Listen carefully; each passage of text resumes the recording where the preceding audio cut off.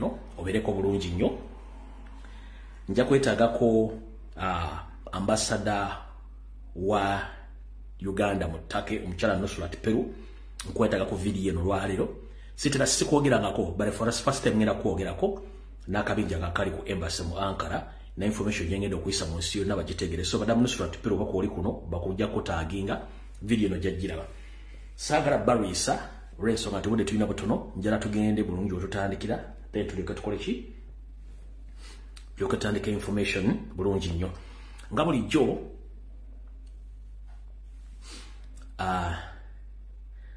Mutagana banyampi mbaleke bajje kubanga twetaga batambuza information eno. Njala mumpitire wano omukulu gwe bayita Wambuyi Garrison bayi kumutagula vuto mutunyi naye abereko kuno. Njala muntagingire ko omukulu gwe bayita Edlisa Musuza gwe bayita Gravity abereko kuno naye mwetaaga kubanga na information gye njagala muwa tukoya akamanyira kasumagize yalira ate ngo budde tulina butono nnyo bw'okunula eggwanga. Kale bantu benjagala babereko kuno olwo tulyoke tusimbule nga buli kimu kiwedde. Nga bulijjo osooka kuyisa obubaka njala sooka kuyisa akalango kano then tulyoke tugende mu maaso. Omukisa omulago komyewo ku conference gye mbadde ngamba gamba omwezi oguwedde wakyaliwo vacancy omuntu yenna eyandyetaaza okugenda mu ggwanga erya Canada ng'oyita mu kampuni TCSJI presents the International Climate Change and Gender 2024. Ejja tagenda kuza mwezi musanvu ekomekeze mwezi ogw'omwenda omwezi ogw'omukaaga 2024 kitegeeza sigadde emyezi ena. Ejja kubeera mu Residence and Conference Center Toronto Downtown George Brown College 80 Cockridge Street Toronto Ontario M5A OJ3 wejja okubeera mu conference. Bw'oba oyagala okufuna abategesi bano ojja kunoonya abantu bano ku mitimbagano gino wammanga okuli ndowooza eno yebanga omutimbagano gwa email eringa info@tcsji.org. ojja kufuna omukyala Doreen Kajumba ku simu eno +1 647 92 90 340 kanjidde mu Luganda. Osobola okufuna omukyala ono Doreen Kajumba nebisingawo ku simu ye ey'omu ngalo. Osobola okubirako direct wa butereevu ku kasalaba essimu eri emu 6 4 7 9 2 9 0 3 4 oba osobola mufuna ku website gwe bayita omutimbagano ogwa buli wendi wonna nkufuna katonyeze tcsji.org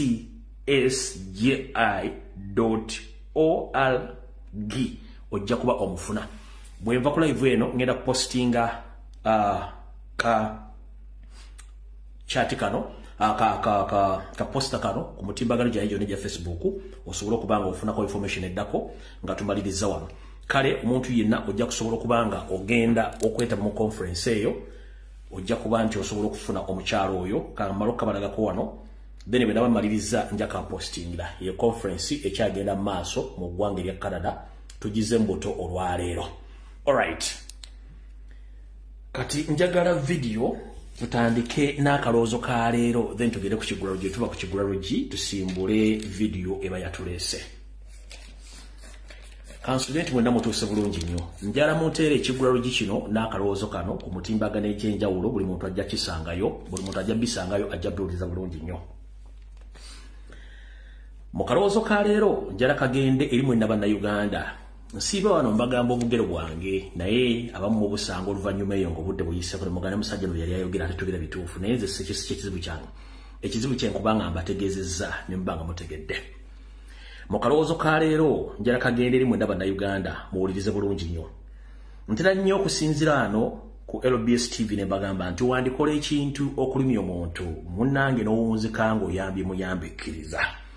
Nti wandikola ekintu okulimya omuntu n'owunzika ng'oyambye muyambikkiriza. Abantu abasinga obungi olugero luno oba ebigambo bino bibasanga eyo naye ne beewuguusa naye bamala ne bitegeera. Kati kansooke ndibaviire ku ntonondo bategeeze bulungi nnyo muwulire bulungi nnyo. Lwaki wandikola ekintu okulumya omuntu n'owunzika ng'oyambe muyambe ekkiriza? Lwaki nkibagamba kiri bwe kiti? Ennaku zino mu Uganda bwe bakubuuza ekyamaguzi ekisinga okutundibwa ku mitimbagano ne ku radio ne ku TV, ekyamaguzi bakiyita Robert Kyagulanyi Center mu Eke Bobby Wine. Nkiddamu. Lwaki bwe bakubuuza ku internet kyamaguzi ki ekitu kisinga okutundibwa mu Uganda, ekyamaguzi kino bakiyita Robert Kyagulanyi Center mu Eke Bobby Wine. Kyamaguzi ekisinga okutundibwa n'okulangibwa mu Uganda. Kirangibwa abo abakyagala okukyagala, kirangibwa abo abakikiririzaamu okuba nti ye mukulembeze waabwe, ate kirwanyisibwa, ate ne kiwagirwa, ate ne kitundibwa ku sipiidi eyayiri ku abo abalowooza nti bakiwakanya nga tebategedde nti ate bakiwa promotion.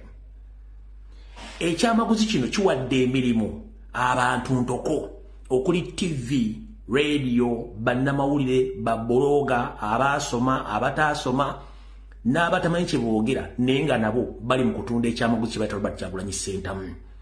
Kati ky'ekyamaguzi kisinga okutunda e Uganda.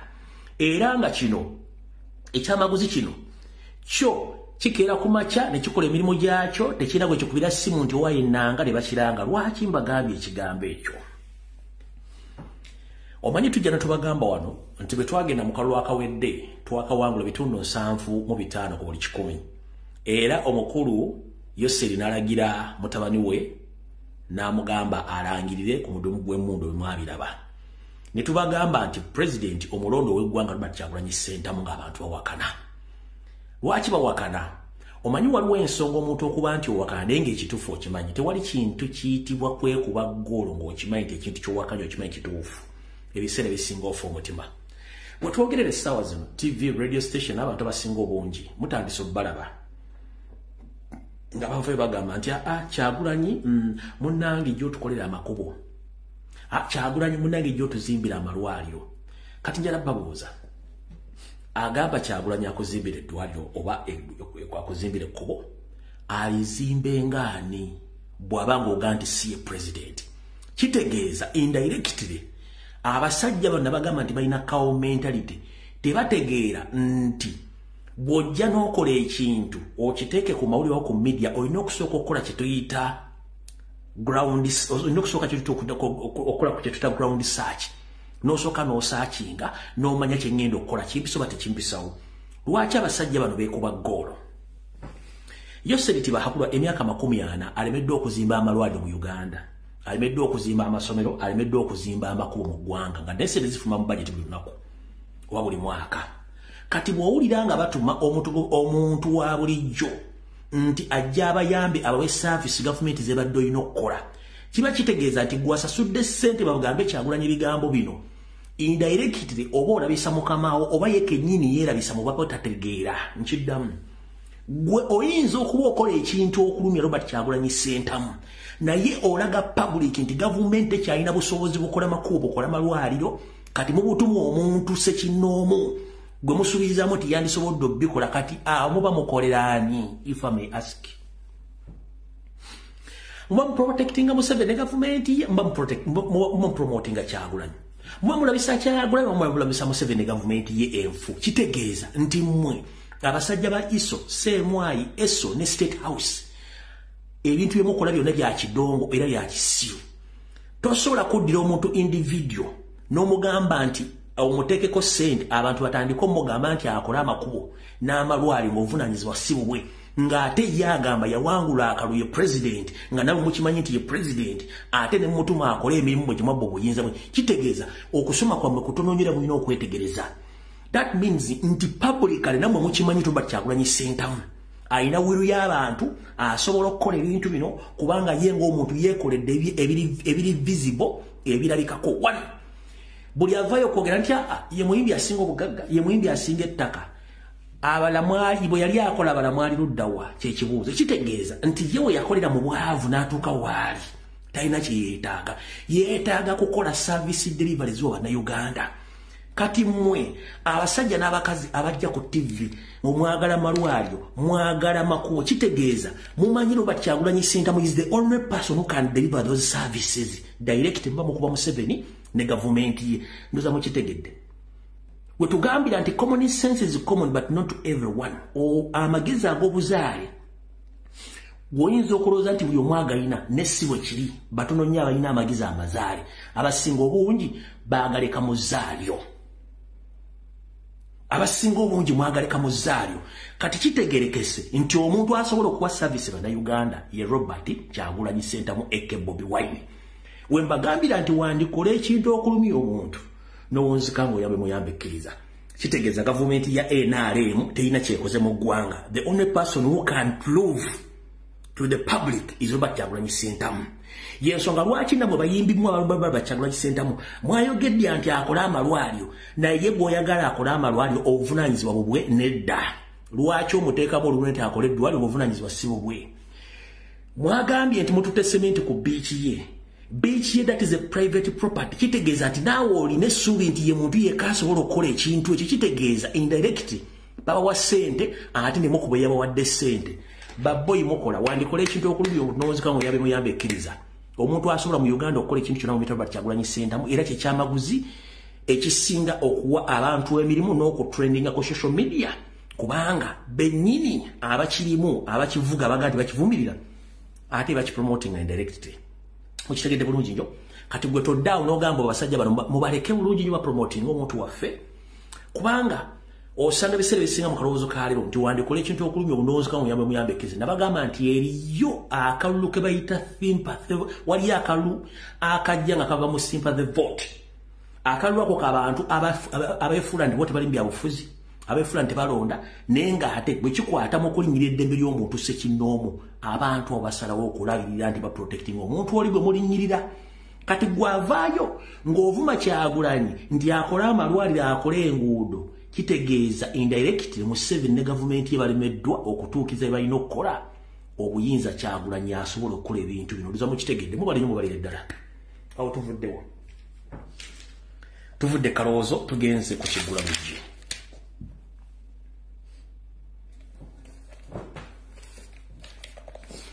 ekigulabujje kya leero no njala kigendera mu Uganda wenna gy'oli oba olaba video zirowoozi lwa voice note tebinkwatako as long as kigenda kutuukako nina ebigambo bye ŋŋenda okujja mu bigambo bya muganda wange omu eyakolanga ku TV gwe bayita Tegusulwa naye nze ŋŋenda kukyusaamu katono okusinziira ku kukola ku nnoonyerezaako mu kigulabujje kya leero ŋŋenda bagamba nti toli mwavu wabula bwongo obwo bwe bwavu lwaki nkyogedde bwekyo ye akugamba toli mwavu mutwe gwe gwe mwavu naye omutwe eno bakuli kino kiwowongole ekikuuma obwongo oba kiringanga kava y'essimu ekuuma essimu kati guno gwe mutwe naye obwongo buli bwe bwavu so si muto kuba guno omutwe kiwongole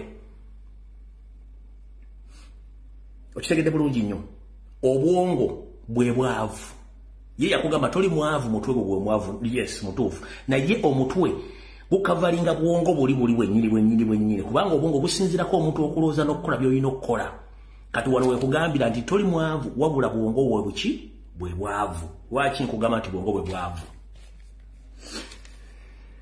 abantu abasinga mu nsi muno teri muntu atafunangako buuma nkiddamu teri muntu atafunangako buuma teri muntu atafunangako nsimbi okuva ku mutwalo gumu mitwalo 10 mitwalo 5 kakadde wetukomyawo nkiddamu okuva ku mutwalo gumu mitwalo 5 mitwalo 10 mitwalo 5 kakadde buli munnayuganda yenna ensimbi zino wali ozifunyeko okimanyi nti mu Uganda mulimu abantu abatandise bizinensi n'omutwalo n'emitwalo 10 n'emitwalo 5 n'akakadde n'abeera ng'asobodde ozijjamu ebintu ebinene bisinga ku ggwe agamba nti okyanoonya ssente otaleke bizinensi y'obukadde 3 kati kino njala kigamba nti teri mu Uganda muntu mwavu wabula obwongo bwe bwavu lwaki obwongo bwavu kasita obwongo bwanga tebukuweereza bulungi kitegeeza ogenda kufa obwavu olubeerera lwonna.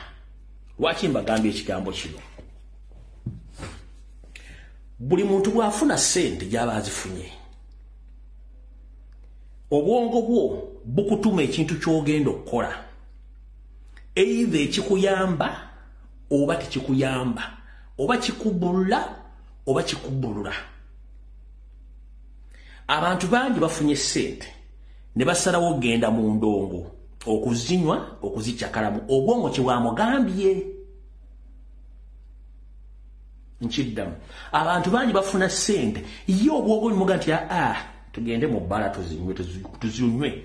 Kati ye obwongo bwe bwamugambye genda kunywa ssente ezo mu bbala. Oyo oli afuna ssente naga nti nze sigenda kugula tasigenda kugula, ngenda kugula mmotoka kubanga gye njagala. Kati ye obwongo bwamugambye kugula mmotoka.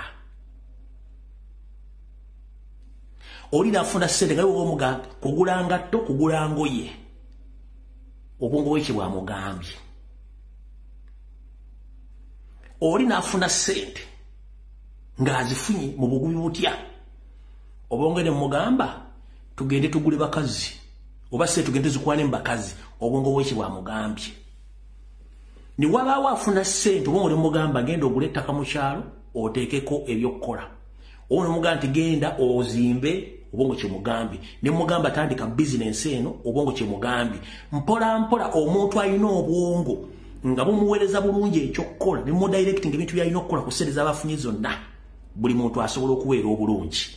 Kati gwe tovaayo nagga nti buli muntu mwavu mu Uganda. No, wabula omuntu obwongo bwe bwavu. Kyovola nti oli yagga nti toli mwavu omutego gwe mwavu. Kati nze nkugambye toli mwavu wabula bwongo bwe bwavu. Olw'ensonga nti ofuna ssente mu ngeri yonna gy'oba ozifunye, mu butono bwazo mu bungi bwazo, wabula obwongo kye bugamba okukola kye kikuteeka mu mbeera y'okuba nti olina oba ogenda osigala ng'oli mwavu, kubanga obwongo bwo bwe bukweyimiridde. Era teriyagga nti sitaani yankemye. Nabagamba sitaani taliyo. Gwe kennyini ebikolwa by'okola bye bikufuula sitaani. Ebikusindika okuloga sitaani takukubira ssimu. Sitaani talina kkanisa bagenda musingana nti ogenda kusaba sitaani akolera ekintu gundi, nedda. Gwe kennyini gwe sitaani, olw'ensonga nti ebikolwa by'okola si bya bwa Katonda, okola bikolwa bikyamu. Mukitegedde bulungi nnyo.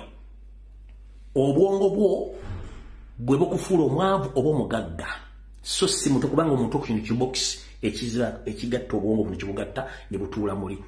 Yensonga lwaki buli muntu bw'afuna ssente obwongo bumuweereza zikola mu kintu kya njawulo. Yensonga lwaki osanga omuntu nga yatandika ne ssente entono nga mugagga muzibu, n'osanga oli ng'afunye omutwalo gwa ddala $5,000 after 6 months oba 1 year nga talinaawo ssente. Naye nga bwongo bwe bwamugambye nti bwe genda ozikolemu kino. Kati njala kugamba nti toli mwavu wabula bwongo bwe buki bwe bwavu, kubanga tebukuweereza kituufu ky'olina kukola. Kati gwe toddiranga obwongo bwe kye bugambye okukola ne kikutwala mu direction enkyamu, ate n'otandika okugamba nti bandoga oba tebanjagaliza. Nedda, gwe kennyini gwe ateyagaliza, kubanga obwongo bwo bunafu bukuweereza kitono. Tuvudde waawo, ekigulalo gye kiwedde, njala tutandike ne video eno olwaleero. Before nga tetunnatandika, buno obubaka njala bubeere bwakulabula eri baganda baffe bonna ba indigenous Ugandans abali mu UPDF wensookedde. Mwe bannayuganda abali mu magye, mu police, mu prison, mwena kye mutamanyi. Nabalabyeko olunaku lwajjo nga Museveni abaleese Kololo nga you are celebrating busy dancing abaleetedde abayimbi. But ask yourself, ekyo kye yakoze ekikolwa bakiyita mulalo boosting. Ekyo bakiyita mulalo boosting, okulisanyusa omuntu abeere nga omujje ku birowoozo byadde alowooza omuteeke obumwagala. Bakiyita mulalo boost, kulinga okuzaamu essuubi omuntu. So my brothers and sisters in UPDF, most especially I'm addressing the indigenous Ugandans who are still serving in UPDF. Be very careful. There is ongoing war between DRC Congo, Rwanda and Uganda. Remember, Rwanda and Uganda are the main sponsors of M23. I'm repeating this statement. Comrades or brothers and sisters who are still serving in UPDF, please be very careful. There is a hidden mission of cleansing out all the indigenous Ugandans who are serving in UPDF. Museveni ever is planning to reduce the number of serving officers, mainly indigenous, by sending them to his personal missions in DRC Congo and in Somalia. As we speak right now, there is no television or radio station or any newspaper which can tell you the fact. Only this week, we've lost almost 850 indigenous Ugandans who are being killed by the joint forces from different countries in DRC Congo. But no one can tell you this. Museveni is moving barracks to barracks, encouraging UPDF officers to join your hands to fight against ADF in Congo. But that's not ADF. You know it very well that ADF is Museveni.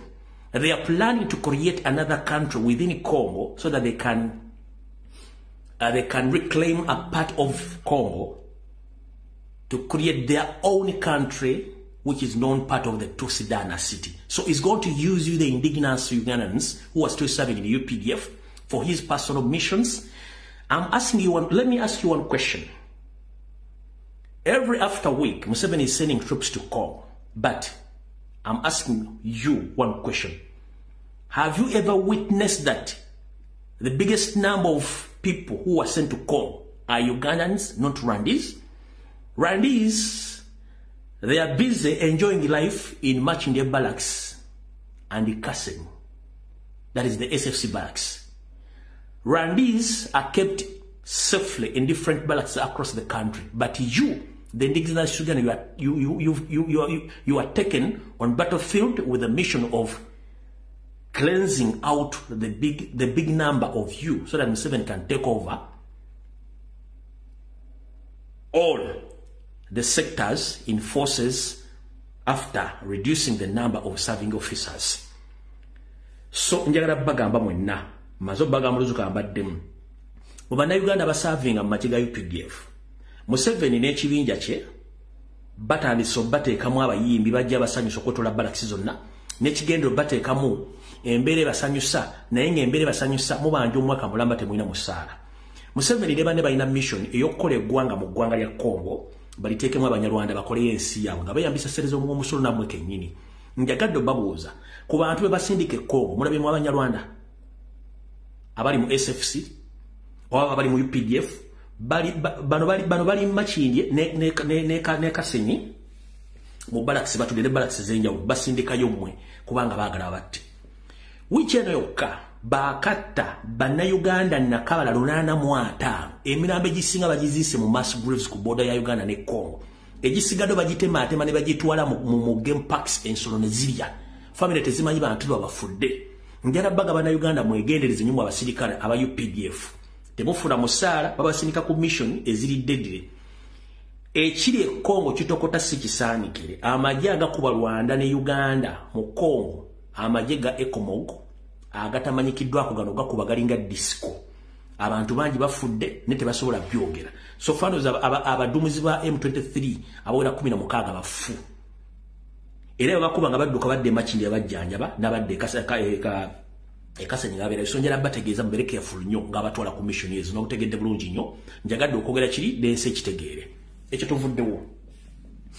Neno message ya kulabula njala tegeza bannayuganda mwenna abali mu ggwanga erya Kenya. Nfunya information ngifunidde dooza omwezi mulamba naye nga nkyagikolako okunoonyereza. Bannayuganda bangi abali mu kuttibwa mu ggwanga erya Kenya mu bitundu eby'enjawulo gye bali mu kimugunyu naye nga tebabyogerako mu mawulire. Nabagambako nga tugenda ne mu kalulu kekenya baga nti basindika abasajja ba M23 n'abasajja ba SFC Abanyarwanda abatambula nga banoonya bannayuganda bonna we bali. Olwaliro kimpitiriddeko ne ngakanzi gyensooka enkola information n'engitegeeze eggwanga litegeere. Gwe munnayuganda ali mu ggwanga lya Kenya weebeereremu nnyo abaana bangi bali mu kubatta babalumba mu makubo babalumba mu maka gaabwe mu nnyumba ze bapangisa oba mu makubo ne babatta nga abatta si bannakkinyabula basajja ba Museveni aba M23 n'aba SFC. Bwe bamala obbako bajjako amasimu ne basindikira message family zammwe babagamba nti Abaganda mwefulanya abategeera nefe abanyalo tajja tumazeeko tujja batta omukuomu yonna gye munaamulaze. So bannayuganda bangi Kenya bali mu kubatta mpola mpola nga temumanyi era teri TV egenda kugamba. Era mwegendeze bannayuganda baye Kenya ekitta bannayuganda kingi nnyo buli province yonna gy'oba oli basindika abasajja abanoonya omukuomu. So ekyo family zakifunyeeko message zitambula ku simu zaabo bamala okutta ne bakujjako essimu ne basindikira emikwano gyo gyonna mu ssimu ne bagigamba ntono yawedde Abaganda mwepanka nnyo fe abanyalo tujja tumazeeko tujja batta omukuomu wane Kenya si wakuzannyira fe tuli Banyarwanda twajja tumazeeko. Ekigambo ekyo bakikozesa ne mu bitundu bya Uganda ebisinga obungi bagenda babba ettaka bayisa statement nti fe Abanyarwanda tajja tumazeeko temujja tusobola tujja batta. So I'm here to inform the international community and my fellow comrades who reside in Kenya, who ran out from Uganda due to the insecurity in Kampala and other areas of Uganda.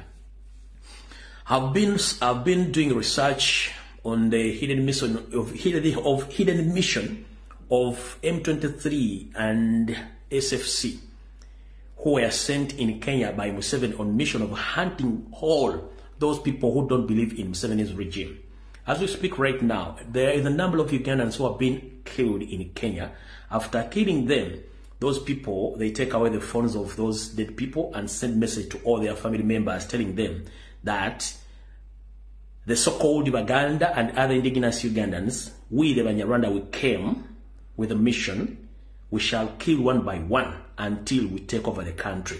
So these messages have been sent from the people's smartphones to their loved ones or friends and families to inform them that they should be very careful. They are going to be killed by Rwandese in Kenya. So I'm here to inform the international community that Museveni he had sent already so many assassins to Kenya to monitor and to kill all people who ran out from Uganda due to insecurities and political instabilities in Uganda. And now, so far as we speak right now, around 150 Ugandans, they've been killed, but no one has come out to break this information.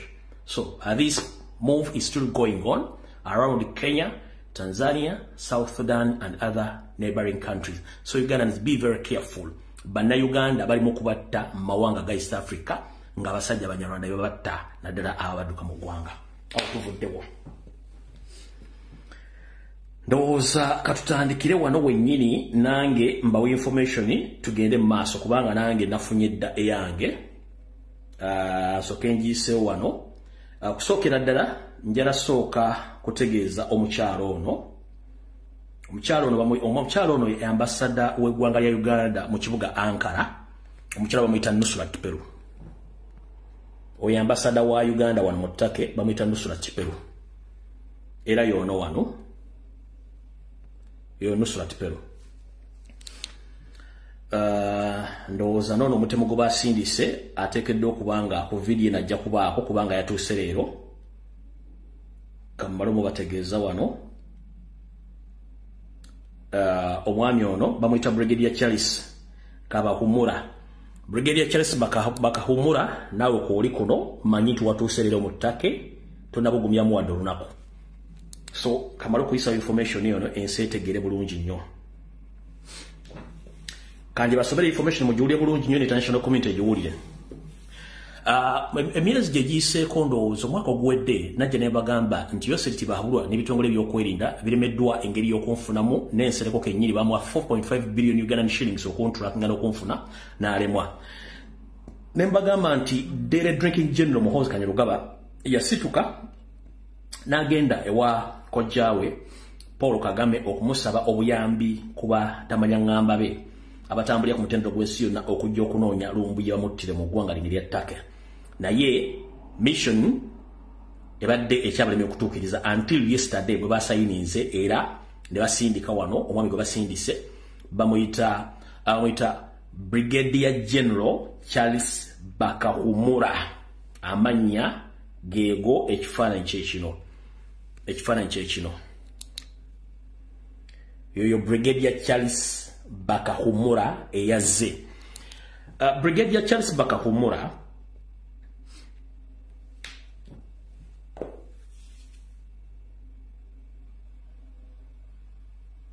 you boarded yesterday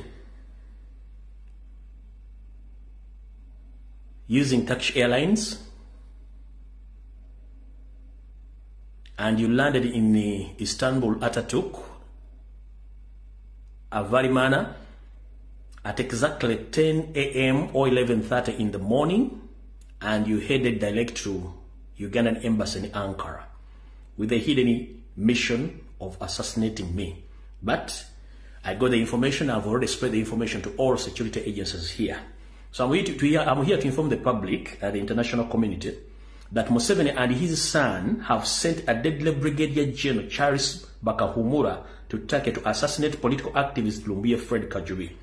Brigadier General Bakahumura from UPDF, Chieftains of Military Engineering Logistic, CRA, sent to Ugandan embassy in Turkey, that is Ankara, as a defense attaché within the hidden mission, strict instructions to coordinate the assassination of Uganda's famous political activist Lumbuye Fred between now and April 2024.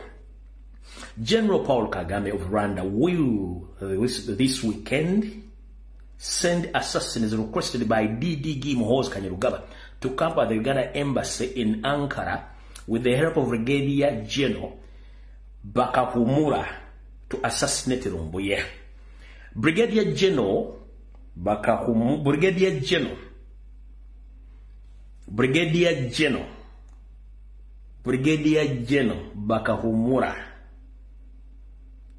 Mr.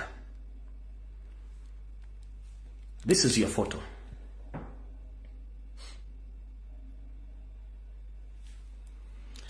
I've already made a report to all security agencies here, and I informed them about your presence and the time you landed here. They have all details. And I'm here to inform His Excellency, the Ambassador of Uganda in Turkey, Madame Nusrati Peru, the political animal. You've been here almost for 2 years. Have tried to hide myself from you because I know you personally. But if you engage in any mission of assassinating any Ugandan here, mostly me, you might face the consequences. Nusrati Peru, because any ambassador who is sent to any mission to any foreign country is the one to assign the mission on behalf of his boss, that is Museveni. You can't come out and deny this information, that you don't know this information, you know it. Madam Nusrati Peru, nkumanyi from day one, ngochali mu youth councils. Like enough to no mukisa. Wali mu youth councils ezo twabera nga bibyofuzi nga tolina kaloko ofuna. Era ne mwagenda okosima MP babubi nnyo. Era kano bakakuwa okubera ambassador bakuwa bu just mulimu. Nkumanyi. Nenda lira kwesonywe banga lyonna gine myaka gibakuleeso namanya. Ne nkulabula. Gwene cabinet yo neri Ankara kyonna kye mu planning nga wano bajja bakwata abasina bisuuza bisule mu toyi. Ekyo nkikubuulira. Nkikubuulira. Kyonna kye mu planning muzanyira ku kintu kye mutamanyi. Fere tugenda kusirika muteba na Uganda kwa mututiisa. No. Ate fight is not the solution. Ejjawulizo ya Uganda. Nusrati Peru oli muna Uganda originally. If you're working for Satan and you think you are going to keep quiet with the mission, you are ambassador, but you are an ambassador to Ankara, basing on the reality. I've already written my report. Mazok reporting and assassins bagenda okujja during the end of this week or the beginning of the next week, but in 6 in numbers. Namunono azolwaliro yali yakinze in kusawa mukago gwekiro enyonyi nesimbula ku ssaawa 9 ogweggu yasimbula ssaawa 9 wanatuse ssaawa zibadde wakati wa 4 kwa 5 ku 5 nafuna ka private ka domestic na mutwala mpaka mu capital city ya Ankara na atuuka ayinza okuba state ayinza okuba yatamani nitegedde ne buli kimu kitegedde. But bino bera mukolo kutiisa abantu fete tugenda kuva ku mulamu wadde okutiisa abantu okufa si enkomero tujja sigala nga twogera kanjera kutegeeza mukulu ngenda kuvaano nga ko posting olumala video ngenda ku postinga ebiddako byonna mujja bitegeera nti ensisi nyangu Mr. James Birungi, the chieftains of military intelligence boss, you are among the people behind this mission, but I'm warning you, sir, be very careful.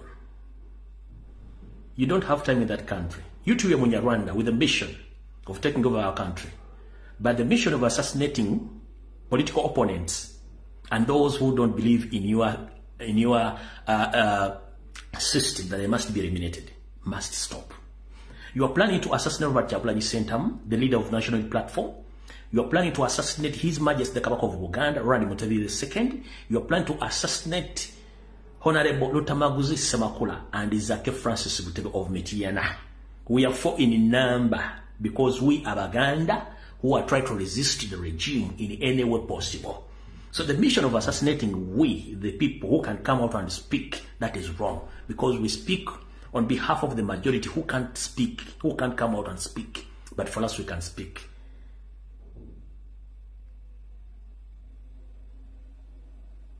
Uganda is our homeland. We don't have any other country.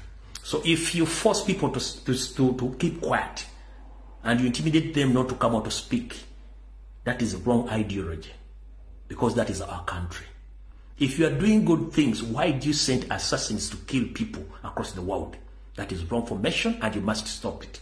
And I'm informing the general public, the international community, the US government, the British government, and the European countries that the chieftains of military intelligence boss, James Birungi, his boss, Museveni, and the other culprit, that is Muhoozi Kainerugaba, the son to Museveni, and his uncle, Kahanga Mohanga, are the behind of the mission of assassinating I myself,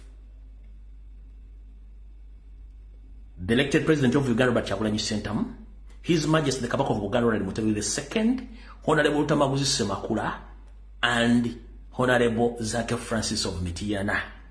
But I'm here to inform you, ladies and gentlemen, that is a wrong formation.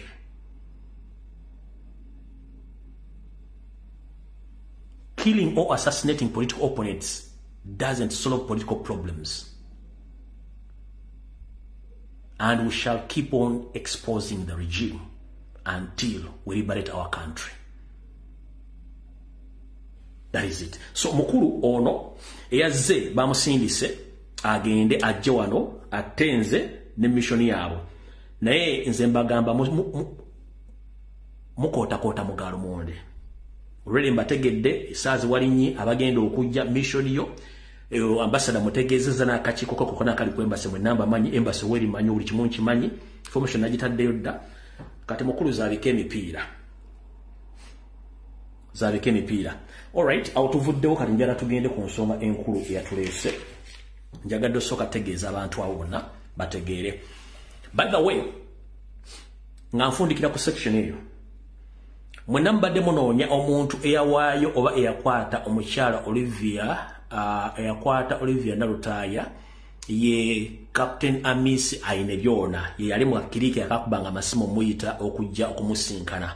Guy gwe nabalaga oli ali ku mission y'okutta Kyagulanyi ye mwami yali babega okwata Olivia Nalutaya Amis Ainebyona.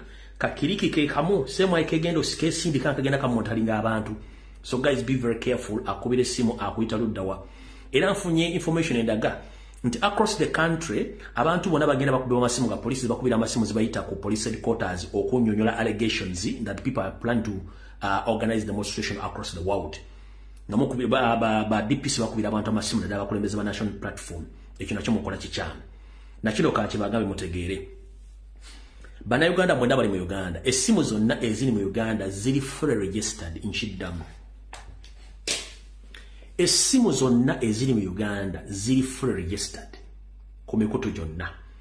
Esimu yonna ekubira esimu n'oginonya ku mobile money nga teri registered. Esimu ezo za ESO, za ISO, za CMY.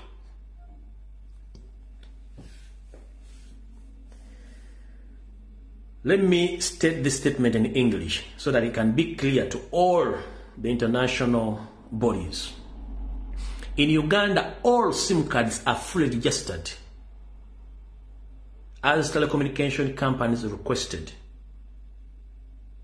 But with the exception that there are some telephone numbers which are not registered in the system, and those telephone numbers are used by the security organs, like Chieftains of Military Intelligence, that is SMY, External Security Organization, that is ESO, and Internal Security Organization, ISO.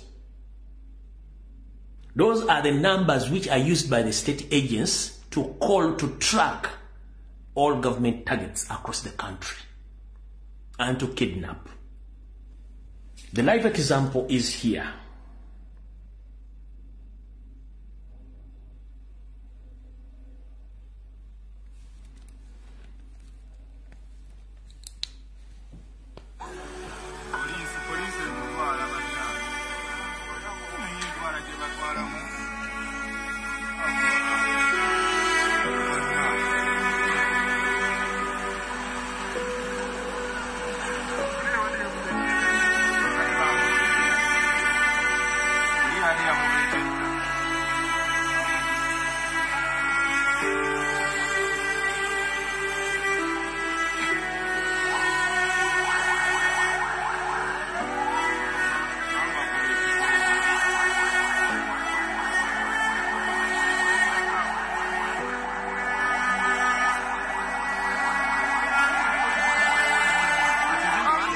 Kankazeyo.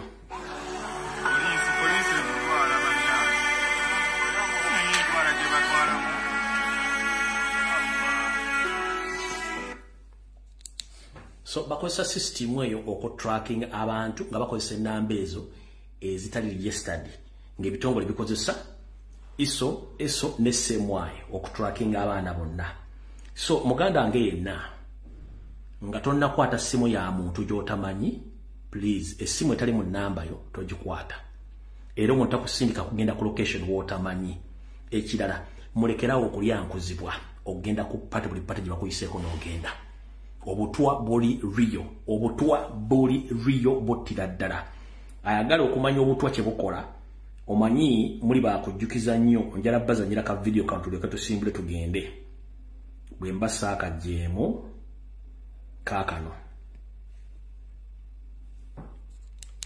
Muwulire bulungi nnyo abamanyi oluzungu mujja kawulira.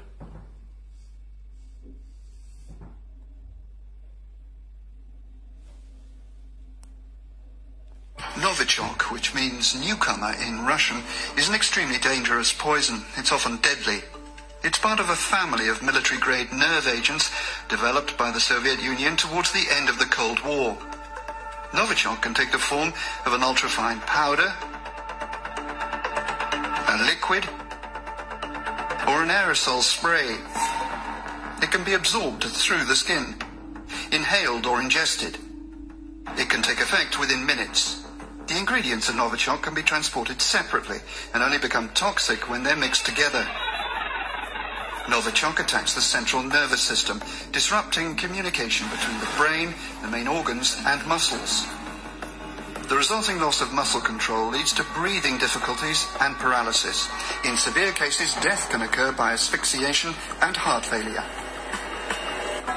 Novichok works by attacking an enzyme that controls acetylcholine, a chemical transmitter responsible for muscle contraction. The result is an overproduction of acetylcholine and the breakdown of normal bodily functions. To counter this, victims are treated with a drug called atropine. Atropine stops the acetylcholine present in the body's nerve endings from working. Gradually, the body is able to clear out the nerve agent and start producing the acetylcholine-controlling enzyme itself. Kati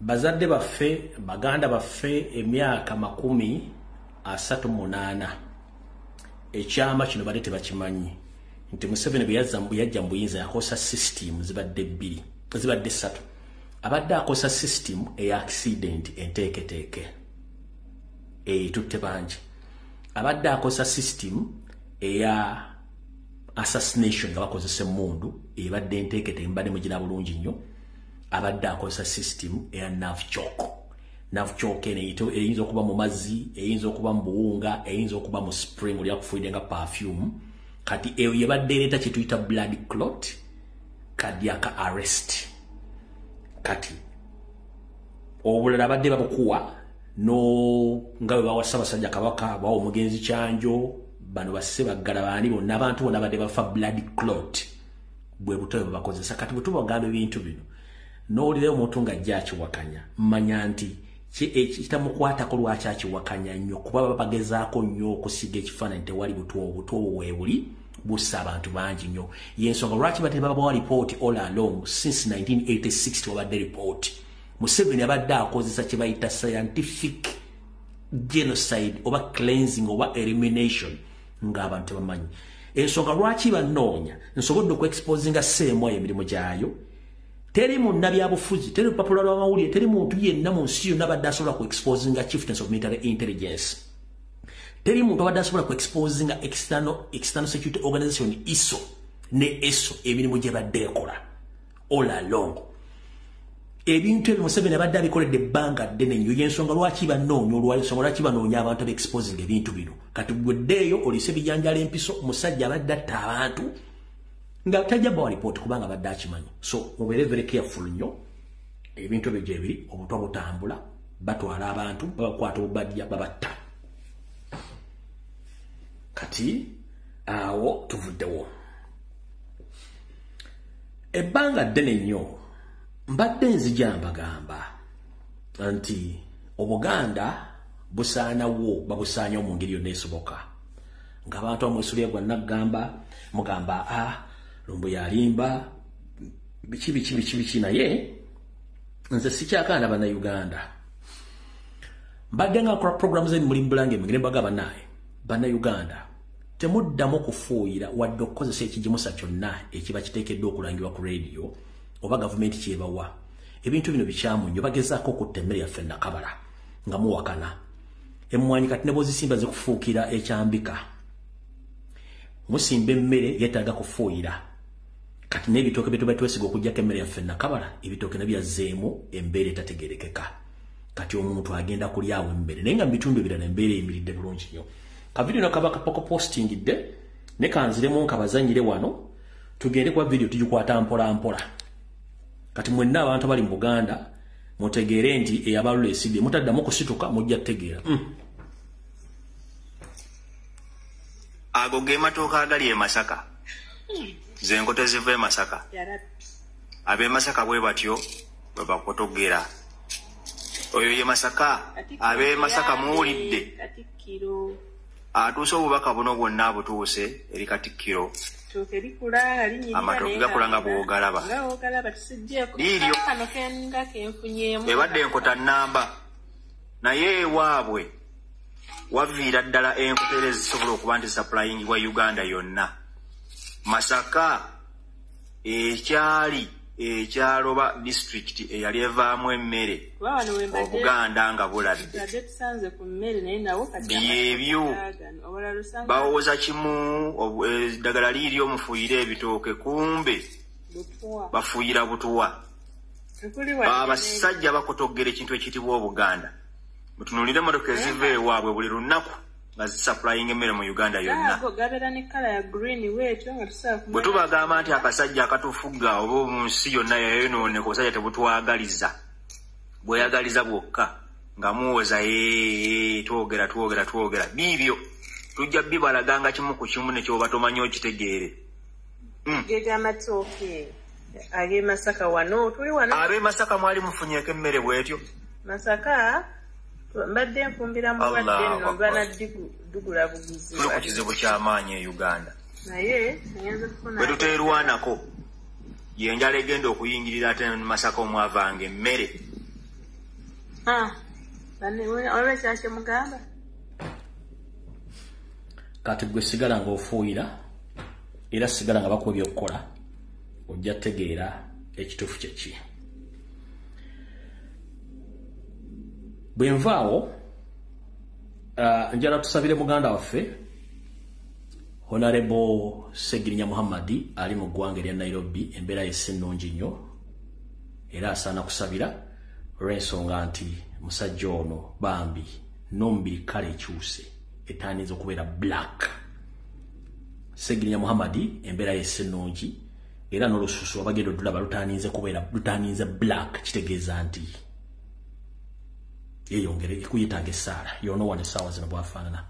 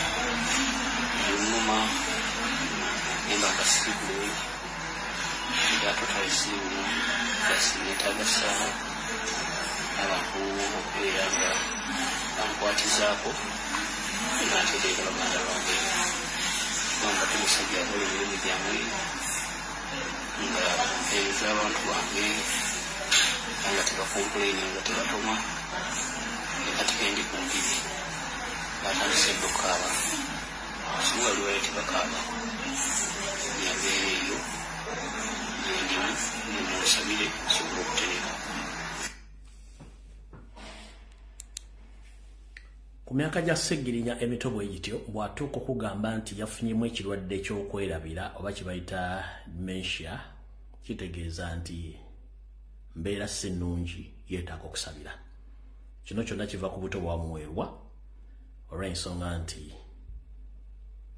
bamuwa mission n'agaana ogikola. Nze muganda wange sikulinaako ttabu era sina kyenkubanja. Mission gye wagaana okukola ng'oprotecting a president, I will salute you. Osinga bangi abataaya, I will salute you. Nkusabira Mukama akusuuse kubanga osinga bangi, singa yali muntu mulala yandibadde nti nze kibantu mangenda kikola. Naye muganda fono yagaana okulya mu Kyagulanyi olukwe ku mission gye baali bamuwadde, era kyekimbeeze wantu awo. Mukama akugumye kabulaza n'abakuliko bonna awo amaanyi olw'ensonga si byangu. Buli muntu yenna asobola okusabira Ssegirinya musabire, era bw'alina ky'osobola omuwa osobola okugenda mu ggwanga erya Kenya n'otuukayo ng'omukulu wa opposition leader bw'atuuse olwaliro nga ne muganda ffe muliko n'amuliko mwenna tubasabira mufune amaanyi. Y'ensonga ya muganda ffe oyo Ssegirinya Muhammad bw'eyimiridde, naye nga byonna bivudde ku kugaana kutuukiriza mission gye baamuwaako. Kati tugenze ku information. Yose litiba habulwa lutabayishira mutawuni wa kale kyensire tamuzezede ensanga bisibe. Kiyebale ku consultant oli bulungi. Buli ayina ekitabo wandika ebigo byengenda okwogera olibiza bw'oli bw'oyagadde. Olw'ennaku z'omwezi 2 omwezi ogwokubiri omwaka 2024. Twolekera akaseera akakatyabaga akakazigizigi. Olutalo ly'e Congo kitokota si kisaanikire. Yose litiba habulwa mutabani wa kale kyensire muzezede ensanga bisibe tava mu ggalaja alinga Volkswagen. Wetwogerera essaawa zino ayina abamakanika be abaava India abali mu mukamula mujjamu buli kikyafu kyonna ekimulimu kubanga bagasiruka mu mayute bakamapuliriye ne yawoloma. Ennaku zino bamukamulanga abakamula amaki, ennaku zino Yose bamukamulanga abakamula akasawo kakwete okumujjamu buli ekimulimu kyonna naye ng'ate kye bamujjamu kye kimuddamu. kale makanika okuva India bye bali mu mokanika naye bino byebiri mu garaji ya Yoseri mulaba najja mu public ne yekaza ne yebuzabuza nga afukana aba mulaba nti mulamu nnyo omwami ono bali mu mokanika sawa zino nga abasajja bayindi omukanika omwami ono ekirwadde kye ekya kansa ne birwadde bira bituse ku stage ey'okuna ate mu kimanyi yo stage tosobola gisukka nennecha tasobola girwanyisa omwami ono bamukuba empiso ezimu za Facebook naye empiso esinga omukolera ate nga nakazine mweganye gye bayita stem cells therapy ayina essimu yo eyabuyonjo era ng'olina mukwano gwo musawo mubuuze kye bayita stem cell therapy yempiso oba bye ddagala lye bakuba Museveni okumulaba nga olumu ajjanga muto omulama nga zayise Windows naye ate emyaka n'eddagala tebikyakwatagana abasawo bano abayindi bamugambye nti bw'oba teweewumuzzaako oyinza obutayingira mwaka gujja era tebamuwa advice kuddamu kukola kintu kyonna kya bufuzi naye wetwogerera essaawa zino abasajja bano balimu okutya ekisookera ddala tewaliiwo mutogobaga nti bagoba isiga kuwa buyinza mu bo bennyini bonna basinga obungi babbi abala bennyini beenoonya n'ennyumba ya sitaani erimu enjawukana erimu omuliro wetwogerera essaawa zino temwewuunyanga Dele Drinking General avuddeyo n'alangirira nti agenda kwesimbawo oba nga alizayinize mu magye n'amaana n'alangirira nti agenda kwesimbawo before the end of this year temwewuunya nkiddamu temwewuunya nti General Didigi bamulangirira nti avudde mu magye era agenda kwesimbawo olw'ensonga nti yo project baagikuba n'egwa era tekyalina makulu naye ye ng'ono bayinza omuleeta okwesimbawo oba okugezaako okukanika Volkswagen eno ogiteekawo ng'ekiguumaaza naye nga nakyo bakimanyi nti Volkswagen amaanyi gagiwedde wetwogerera essaawa zino eno Volkswagen VVW vere envundunkadde bali mu mukamula naye abayindi bamugambye mukulu emyaka gikuyiseeko tera odde buddongo budde bukyali naye ye akyeremye ebintu bino wammanga mbisuubire nabibagambako dda Museveni akyusa Golo Post ayagala kuzza batandika okukozesa sisitimu ya parliament nga yalonda president basobola omuteeka wali nga akagologoosi nga mulamu nteba mutaddaawo naye nga talina kyasobola kukola dde okwogera bamutaddewo nga sikeyakkulo akakookolo eri nga bwemunonda bamme ba parliament bagenda okulonda obukulembeze bwe mutalwana nnyo n'abba n'awangula parliament yonna era ng'asigala president naye nga kakakookolo nga Janet Lwaboogo be bafuga eggwanga eryo mu ngeri ya kisiikirize oba kisolotondya ekyo bwe kiba kigaanye bagenda tandika okukyusa goolo nga baleeta ekirwadde ekya COVID n'ebirwadde bye bagenda okuleeta nga biteekawo era batandise dda nti ssenyiga lumiima mugwe yakomye omusana guno ogwaka wuliriza bulungi nnyo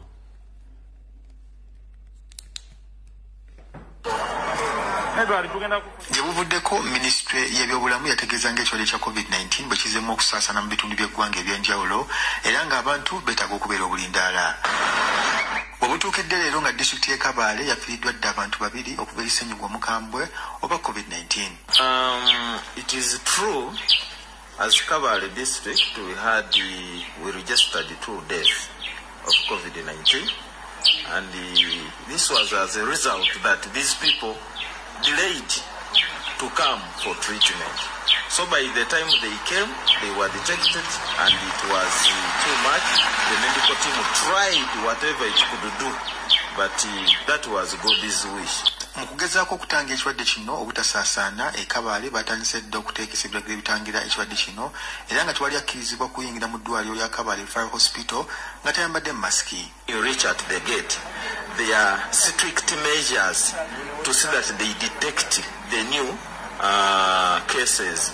When you reach there, you are tested. When we find that you are a suspect, immediately they take you and they test you. When they find that you are positive, you are admitted and treated.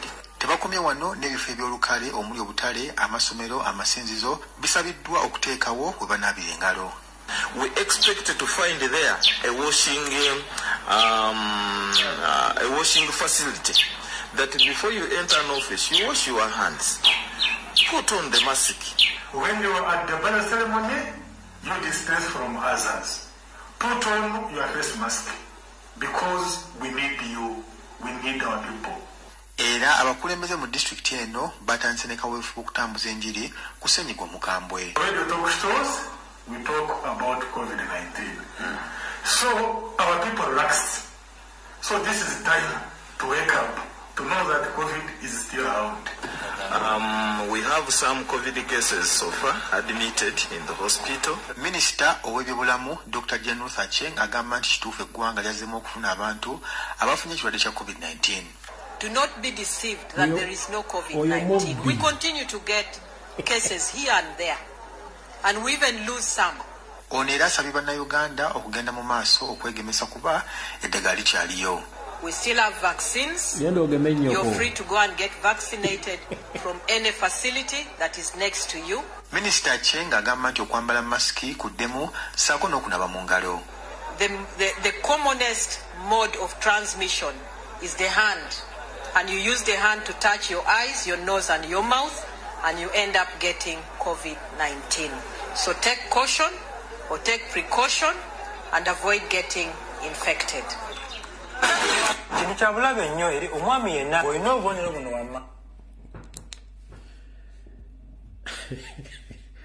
Dr. Ruth Acheng, genda ogeme nnyoko ne jjajjaawo ne ssengawo ne bbaawo. Genda ogeme nnyoko, genda ogeme bbaawo, nnyoko, ssengawo, kojjaawo n'ani. Mukyusa ggoolo. Naye tubalaba.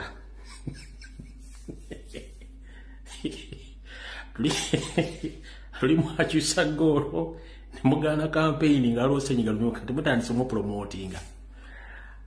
Kale ffe tubalaba mukyuse ggoolo oba ne Nature munagigamba ekyuse ggoolo zaayo ne VVD mugigamba naye ekyuse Nature. Temulina substitute. Endale mu government eri mu mbeera bweti. Nze ndi muwagizi wa Liverpool. Ngiwagidde emyaka gigenda mu 13. Naye tiimu ebeera ne abasambi 11. Lutuba ne ba substitute basatu kati bawa substitute 5. Naye tiimu omupiira guyinza okigejjako ba substitute abataano ne baggwayo baba basatu ne baggwayo. Naye omuzanyi substitute eziba ziwedde omuzanyi omu n'afuna injury. Kitegeeza kirabu egenda sigaza abantu 10 kati erina okuddinga n'abali 11. Kati essaawa zino Museveni alina injury. Muhoozi alina injury. Substitute zawedde tebalina kati balina kuzanya either nga bali mwendo ba 10 nga bazanya against the will of the people. Abantu 11 basigadde ku tiimu eri. Kati bakyusa goal bagamba liifu bwe kiba kisoboka tugendeko mu water break. Kati liifu bayita COVID-19 ye liifu yali ku video liifu TV bagakeko tugendeko mu water break. Ya COVID-19 bagenda kuleta ebintu nto birala n'ekirala nakyo mukigendereze nnyo kino ekyo mukiwulidde bagenda kuletawo ekya bomu ekyebintu nto biri ebitategereka biolebo groups biki kuba abakiri mu datu bamayi bulungi ngo bagala kukyusa goal kubanga abasubstitute bali baweddeyo ali bafunye injury kati buzibu buli wawe sawa zino already ne Mama Njovu Enterprises naye amakebe gamuluma amakebe galuma Mama Njovu Enterprises amagulu gazimbe galinganga bomu agenda kwabika naye ali awo ne bakyalwanirira ggwanga naye ekyo si kye kizibu kyaffe ne umuntu akyusa goal ffe twagala nsi yaffe by all means. Kati tubadde tukyali awo ekibba ttaka kigenda mu maaso n'ebitundu ebirala by'eggwanga olwaleero kibadde kiruhura nga wabaddewo era abasajja abanyarwanda beeyita abanyankola bamukubba ettaka ly'abantu era kano ke kavuyo akabaddeyo olwaleero naye nga jjukira babba ettaka be balina emmundu wulira najja emmundu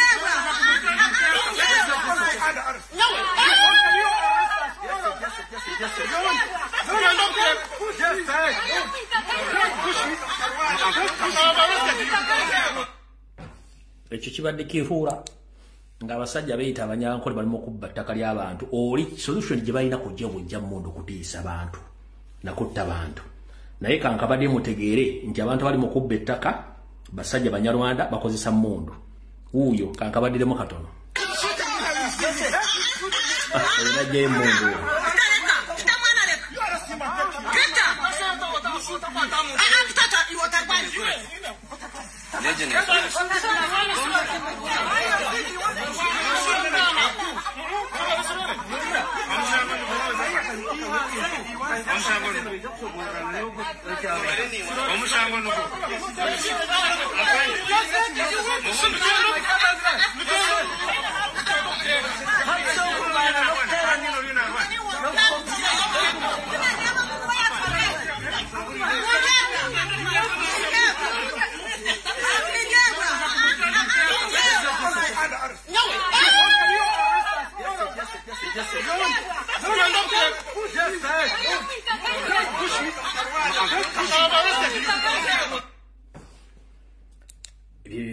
mu bitundu by'ekiwuhura bagezaako okubba ettaka ly'abantu nga bakozesa amaanyi g'emmundu n'okuba nti bo tebaagala kukola buli kimu bakirabanga bwe kirina okubeera.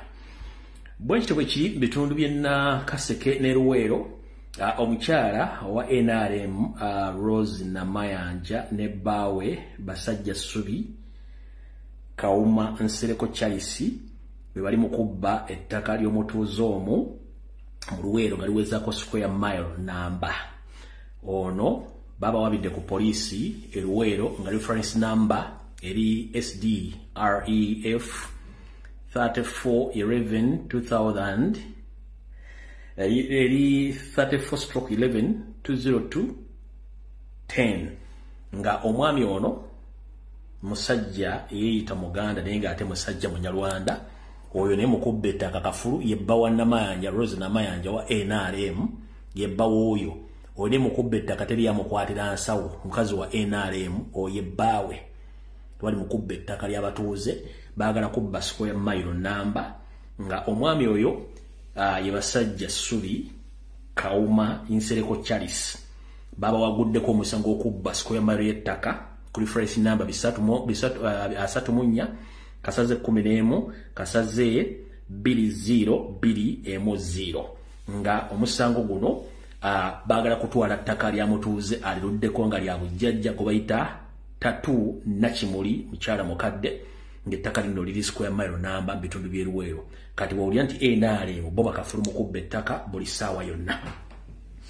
Kati njagala nsooka ensindika obubaka buno bugende bakomredi mwenna. Bakomredi mwenna abali mu struggle. Naddala abaliranye president either ku kitebe oba ku properties ze naddala okuli ye Busaabala mubeere careful nnyo.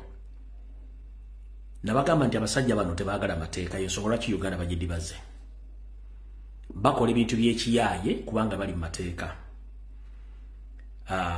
Mwalabye omukulu bwe yagenze e Busaabala n'atwalayo sementi n'atwalayo n'omusenyu. Nabagambye nti omwami ono tali yekka eri abamusindise. Nabagambye Salim Saleh yamusindise ne Museveni. Era mwavudde ne mulaba ku kisaawe ekkololo bwe yazze n'ayogera.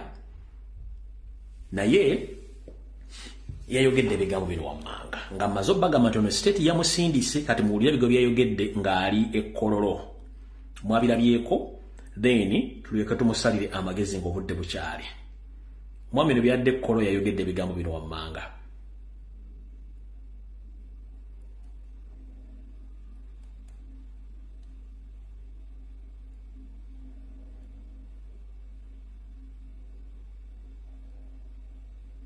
mulyoka mukakasa amagezi g'abantu bano ng'avudde okumala okutwala cement kuba nakinjalo bategeeza ng'avudde okutwala cement mukulu wa Mbuyi Gravity nabagambye nti Salimu Sale ne Museveni babali emabega bwe yavudde okutwala cement enkeera waalwo yagenze ekollo bino biga byayogedde nti yafunye eka y'ettaka wulira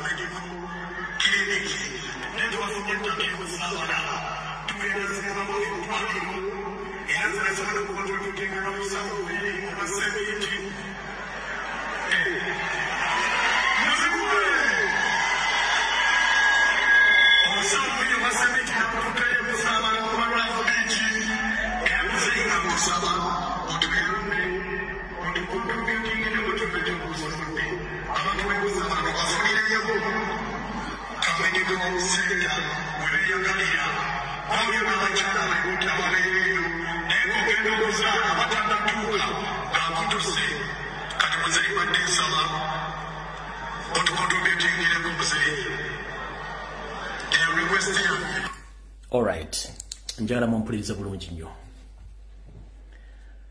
Ekitongole kye bayita Chieftains of Military Intelligence ne ISO ne State House bebawa orders okukola era basindika abavubuka bano bakole kye bayita okusomooza n'okukyokooza bafune bagenda okukwatira Robert Kyagulanyi Ssentamu. Kati nga ffe mwayi bagamba totta kibe nga tonna kikene Nyambiso.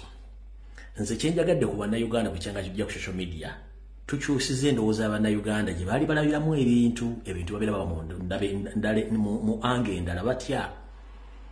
Abantu bategeera ekigambo kye bayita stand ne bategeera ekigambo kye bayita diversion ne bategeera ekigambo kye bayita hidden mission. Bano abasajja bali ku hidden mission ey'okuteeka Kyagulanyi wansi.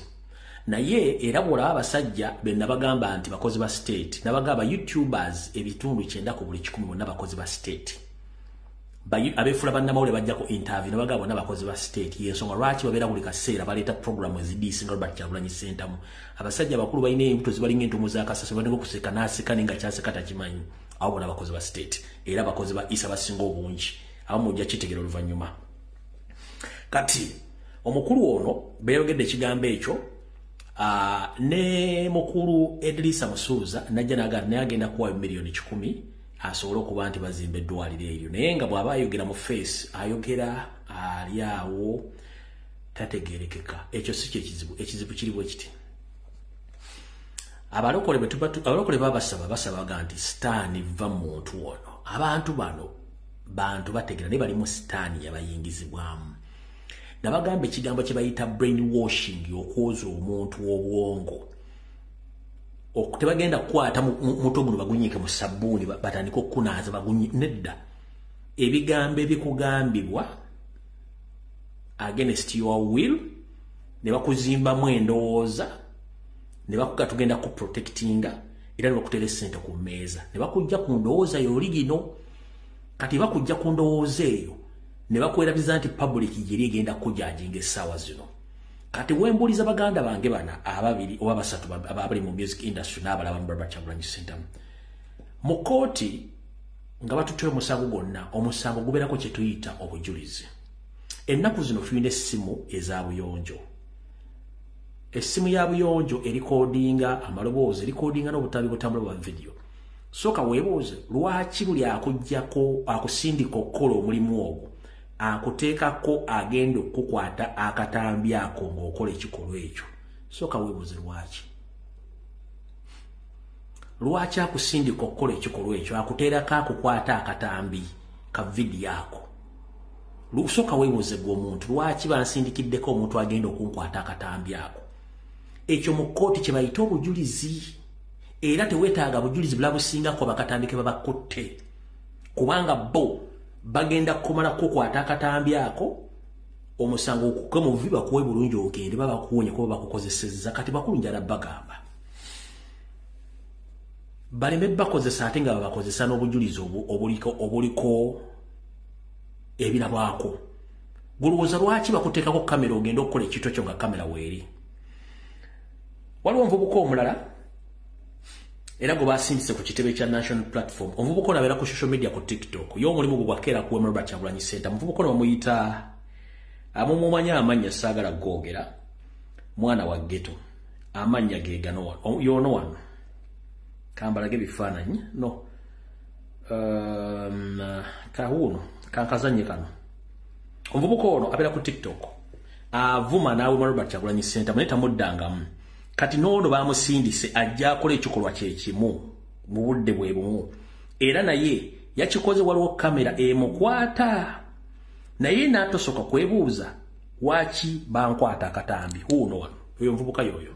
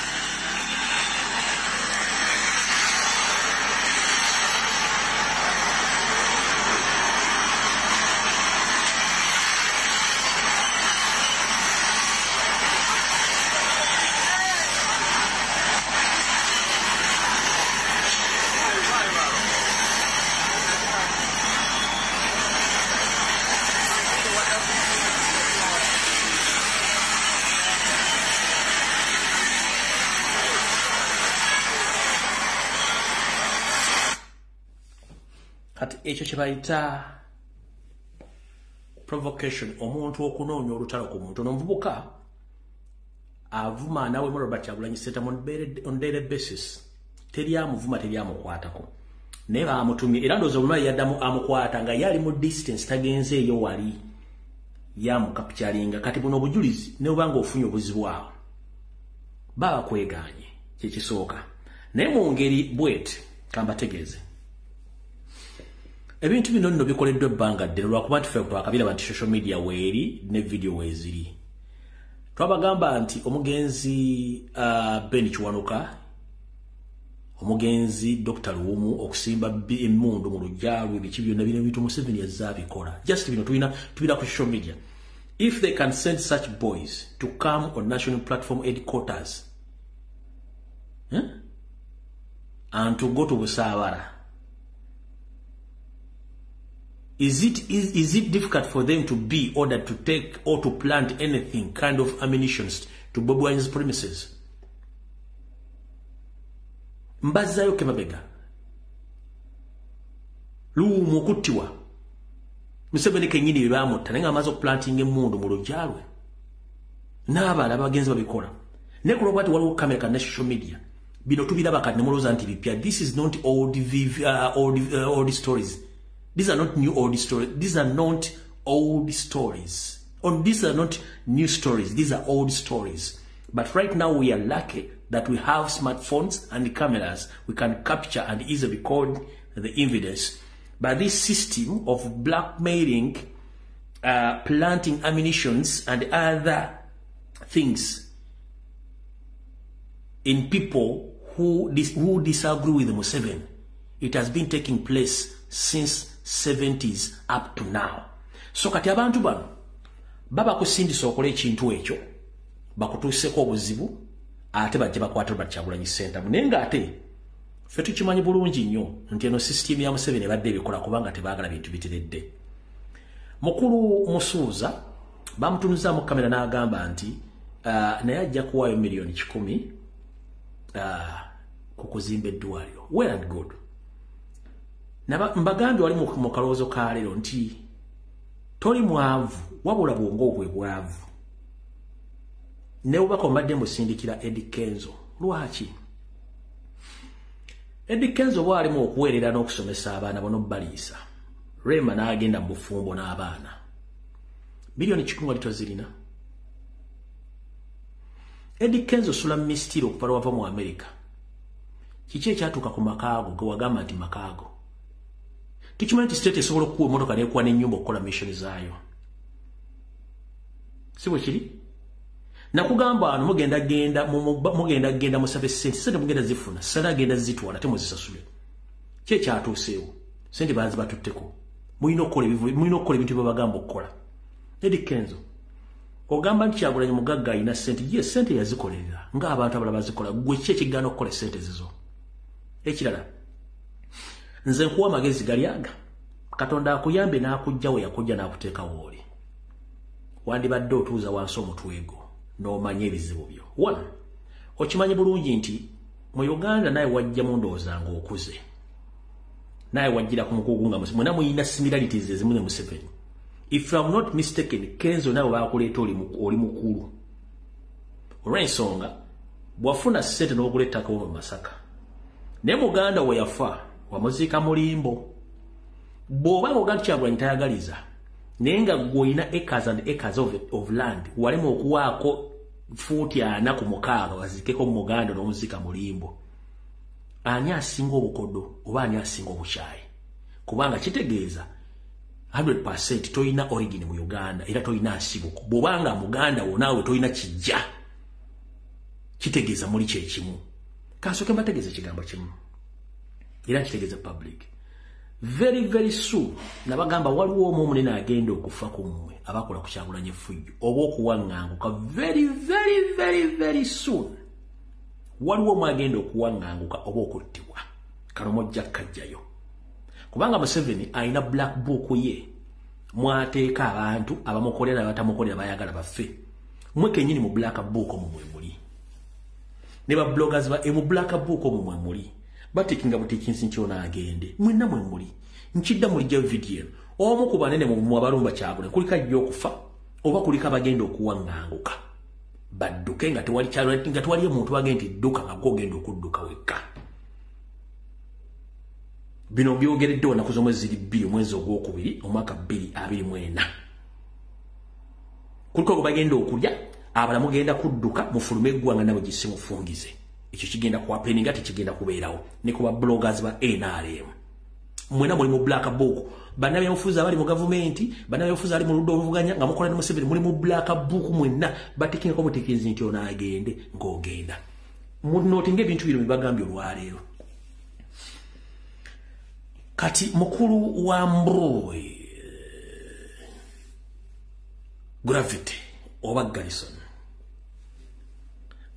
Nze ngamba nti wandibanga ssente z'ofunye music industry zaakomye lunaku lwajjo ku bbaasa gye wafunye.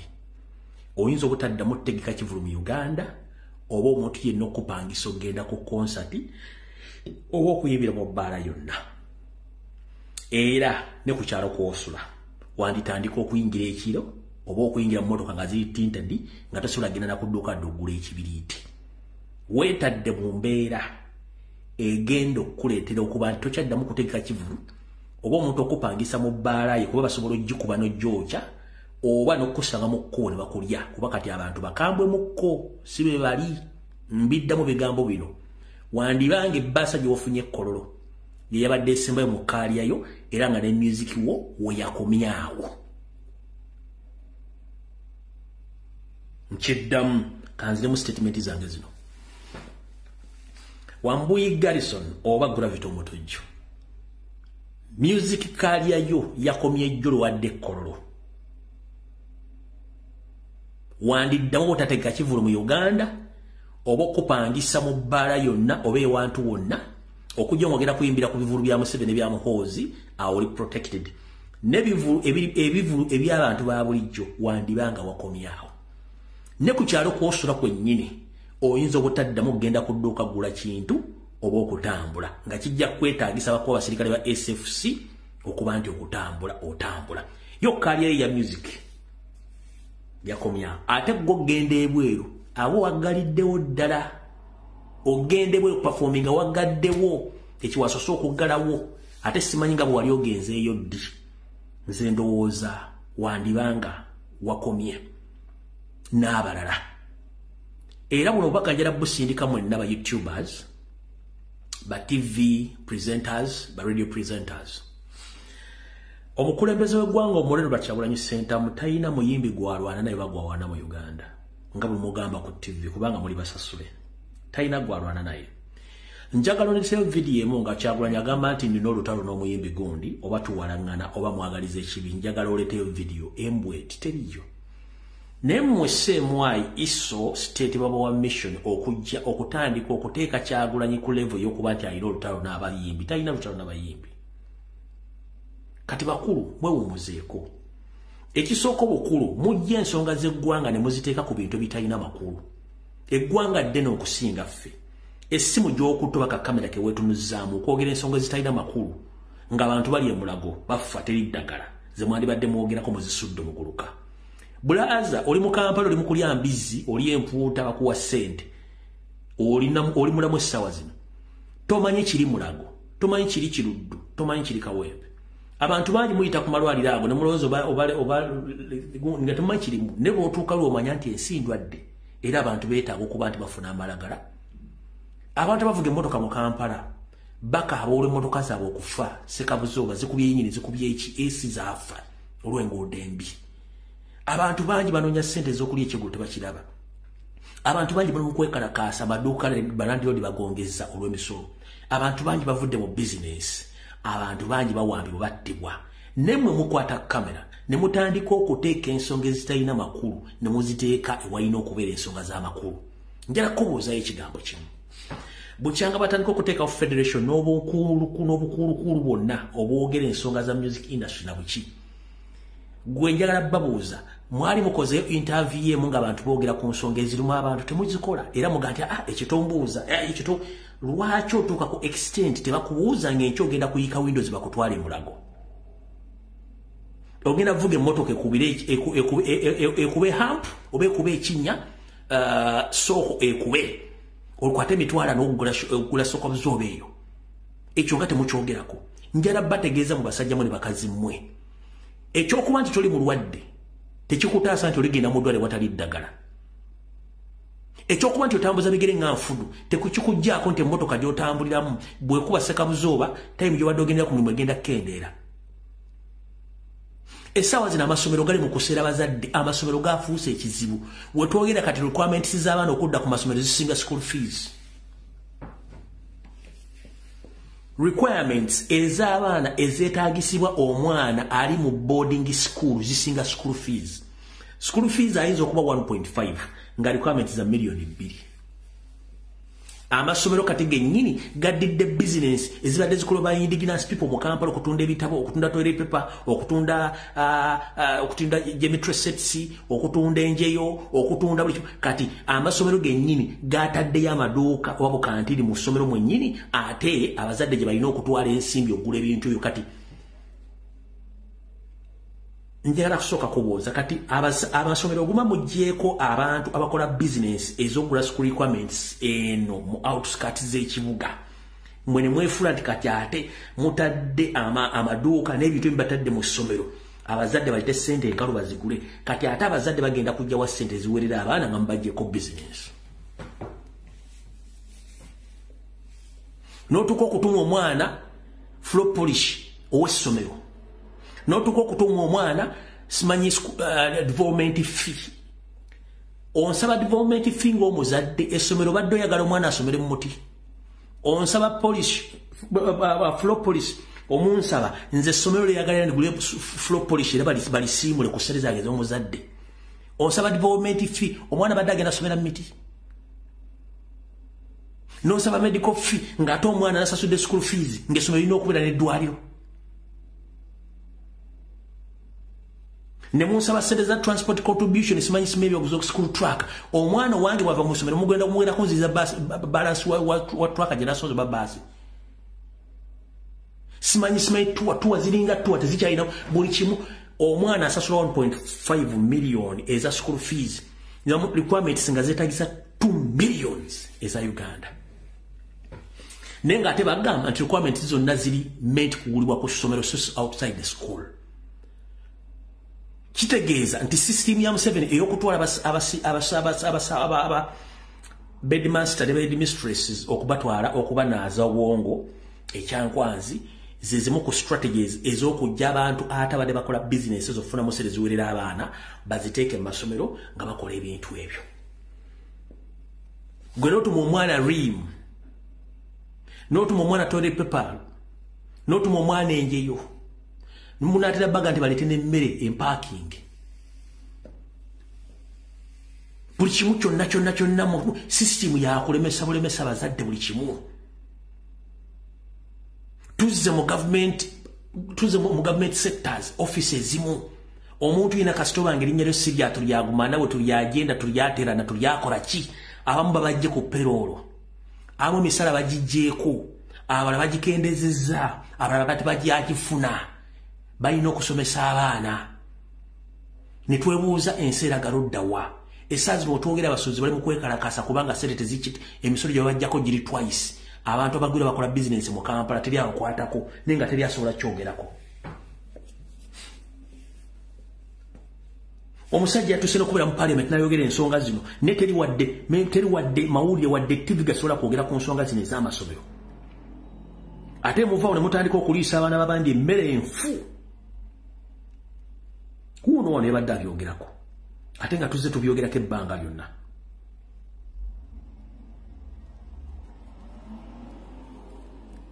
Wuno wano. When you look at the report that has been presented, the definition of school fees is defined by each school. When you look at Kisubi, it has 29 items defined as school fees. Kibuli has 15 items defined as school fees. Nabisunza has 6 items defined as school fees. What is school fees? There is no standardized structure. When you go to university, school fees is clear. Tuition fees, functional fees, accommodation fees, and it is sorted. And it is cut across every institution, whether private and whether it is public. We need to standardize the school fee structure in this country. The third issue is on the itemized costs. I have delved into some of them. When you look at, for example, King College Budo, it has Board of Governor fees, which is 298,100, and also PTA fees, which is 520,000. When you add all this, it is 4.4 billion shillings a year. Now, the report says that all this money goes to paying the teaching and non-teaching staff. King's College Budo, which has the highest number of teachers on government payroll, if we were to go by those statistics and divide by about 60, it means that every teacher and support staff are earning between 6 to 9 million shillings per month, which is impossible. What are we saying? We need to delve into what we call the Board of Governor fees. That is actually a foundation body fees that you're paying for it. There is need to dig deeper into it. And lastly, on the development fees, why should a school have the highest fees structure in it is the development fees, 600,000, and then tuition fees is 200,000. And why is it that when the development stops, the fees does not go down? It still remains. And why is it that the development never stops? It is continuous and endless development. Right, Honorable Speaker, as I conclude, we need a regulatory framework for school fees in this country. Not today, not tomorrow, not yesterday, but one. We need to have it here. Visit the Google Play Store or the Apple App Store to download the app from... Mubuulidde bulungi nnyo. Ekyo tekiri mu masomero. Wuliriza bulungi nnyo. Eggwanga Uganda ly'eggwanga lyokka mu nsi yonna we tutalina kitongole ekikwasaganya emiwendo gy'ebintu ebigulibwa okwetoola eggwanga. Bitya. Sabbuuni bw'omugula nakaseke si bw'omugula ekiryandongo. Sukaali bw'omugula obusoga si bw'omugula ebunyolo. Mu Kampala mukono sukaali buli wamu sabbuuni emiwendo gya njawulo. Yensonga lwaki n'abasuubuzi buli omu alina emiwendo gya njawulo kwatundira ebintu. Kati nga tukyali mu sisitimu eyo eya volongoto, sisitimu ey'ekigwagwa nga buli muntu yeesalawo kyakola mu ggwanga nga munnansi abonaabona. Tetuna kye tugenda kukola. Mubiwulidde bulungi nnyo ebintu bino najja mbyogera oluvannyuma ebbanga ddene nnyo nga mbyogera byatuuse mu parliament. Gwe nonga nti oyagala development fee okuva essomero lwalitandikawo obba abantu kubanga amasomero ga Museveni ga Janet bakola ebintu bino bakimanye bulungi nnyo.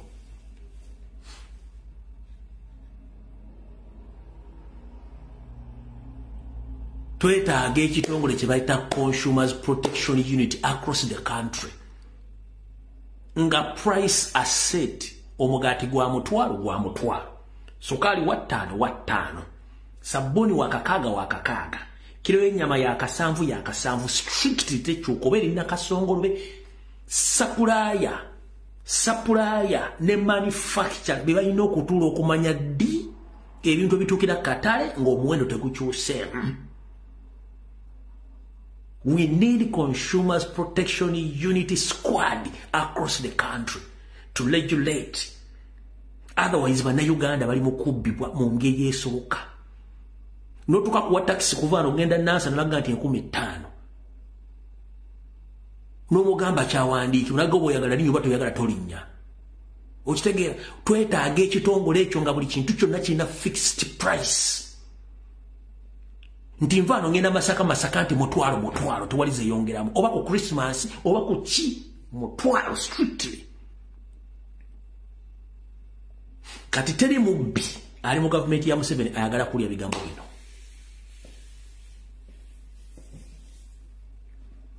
Yensonga lwaki mwabali mu arcade osasula milioni 3 omwezi nga rent ne bakuwa lisiti ya mitwalo 8 obukadde buli mu mitwalo 2 gigenze luddawa. Boy wangali mu arcade osasula milioni 3 omwezi nga rent ne bakuwa lisiti ya mitwalo 8 obukadde buli mu mitwalo 2 buli luddawa. Ezo sente zosasudde milioni 3 kulina okuvaako omusolo government gweyina okufuna naawe kenyini ofuna mu tax return at the end of the month ng'ofuna services, but there is no services. Kitegeeza mu contributing kyamaanyi nnyo okubba n'eggwanga dibbo disaanyaawo. Mutaddewo gaapu wakati w'omwavu n'omugagga. Ekintu kino kibi okwawulamu abantu.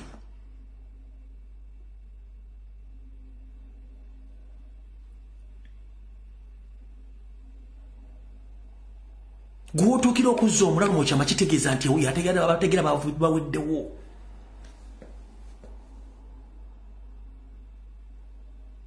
For you can afford to pay school fees, but there is someone who can't even afford to buy the school requirements. So, mwagala creating a difference between Ugandans, whereby those who can afford education can afford, and those who can't afford, let them be there. But let me ask you, who's going to take care of those people who can't afford education?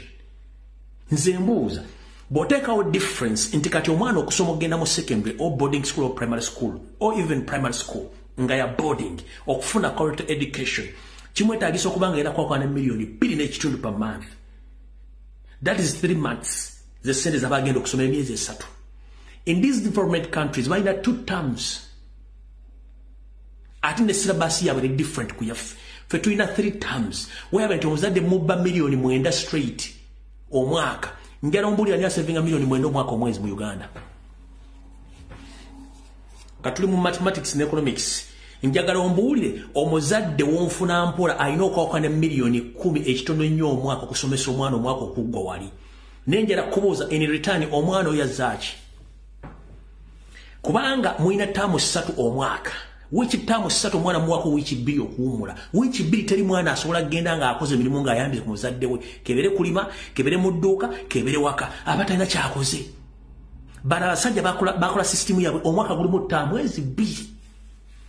Balina winter, bagita winter break. Gye bawa abazadde abaana ne bagenda bakola emirimu, abalala ne bayamba abazadde bakola emirimu. Ttaamu zibeerezi. Ne musomesa abaana kasasiro mutwala sente z'abazadde nnyingi tebalina results. Njala kubuuza bw'obanga mu high pins education system to the extent kati omuzadde omwavu alina kuspendinga milioni 10 pa ya okusomesa omwana ona atazirina omwana we agenda kubeera luddawa. So you are creating the enemies within the state, because if someone can't afford school fees to pay for his kid omwana we agenda kufuuka ki enemy.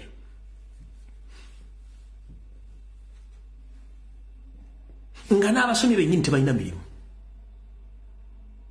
You are investing money where you're not going to get the profits. Nowhere omwana okuva mu nursery okutuuka ku university ng'omuspendinzeko almost $500 million. Kulya, kunywa, kusula, school fees, bichi. Nomala n'omunoonyeza omulimu nagwo ne gubula.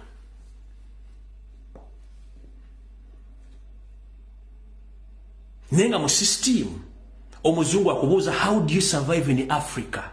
N'omugamba, we survive on God's will. Nagamba, really? Yes, we survive on God's will. Nagamba, kyobula muzungu akubuuza okola mulimu ki? What is your profession? Kubanga boss system yawe amanya buli muntu ateekeddwa okukola. Era bamanyi omuntu sente zalina okufuna omwezi, bamanyi omuntu sente zalina okuspendinga within that bracket. Ne kati gwe muna Uganda osanga omuntu ng'asasulira omwana milioni 3 omwezi naye nga yes milioni 3 zingiza omwezi sente bazijja luddawa. Kati mu system ya economics bagamba, when you spend much than what you earn, you a thief. Bw'osaasanya sente nyingi okusukka kwezo z'ofuna omwezi obeera mubbi. Kati ffenna eggwanga muliigiriza okubba abantu babatisiza mu bulamu kuzannya zzaala. Uganda life ya zzaala. Terinsi esobola kukulaakulana nga bannansi bali mu zzaala wa bulamu. Economically bannayuganda bazannya zzaala. Kangule boda, kanule ettaka mu kyalo ngule boda. Boda bagivuga emyezi egi kano nga yiika windows ng'eboda egenda. Kati sente njiiza sente ndya.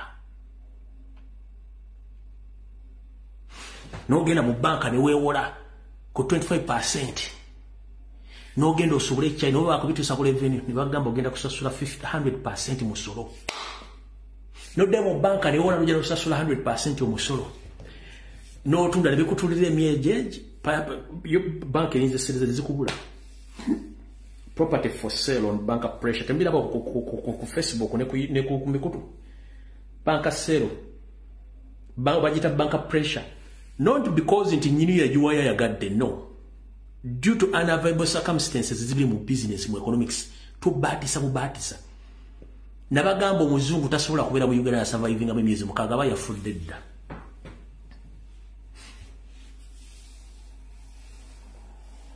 Omuzungu tasobola kubeera mu Uganda myezi mukaaga ne mumuteeka mu mbeera nga talina sazina simusika mu Uganda abeera mu bwatasobola kusurvivinga. Kubanga ekisooka system tasobola gitegeera, engeri y'embeera tasobola gitegeera, y'ensonga lwaki nti omukulu oli Odrek Lwabo bwe yagamba nti we are going to make sure we make Ugandans to be servants, and we, the first family, we are going to be the kings to rule all the remaining indigenous Ugandans as well. But we have one problem. Which problems are the Baganda? We've tried so much to squeeze Baganda, but we've failed. Because Baganda are very clever people, they can survive in any situation. They can survive even a small amount of money because they are so creative. But the rest of the regions, we can control them. And we kick them out of business, and we control, so then they become the servants. But Baganda, we try to squeeze them.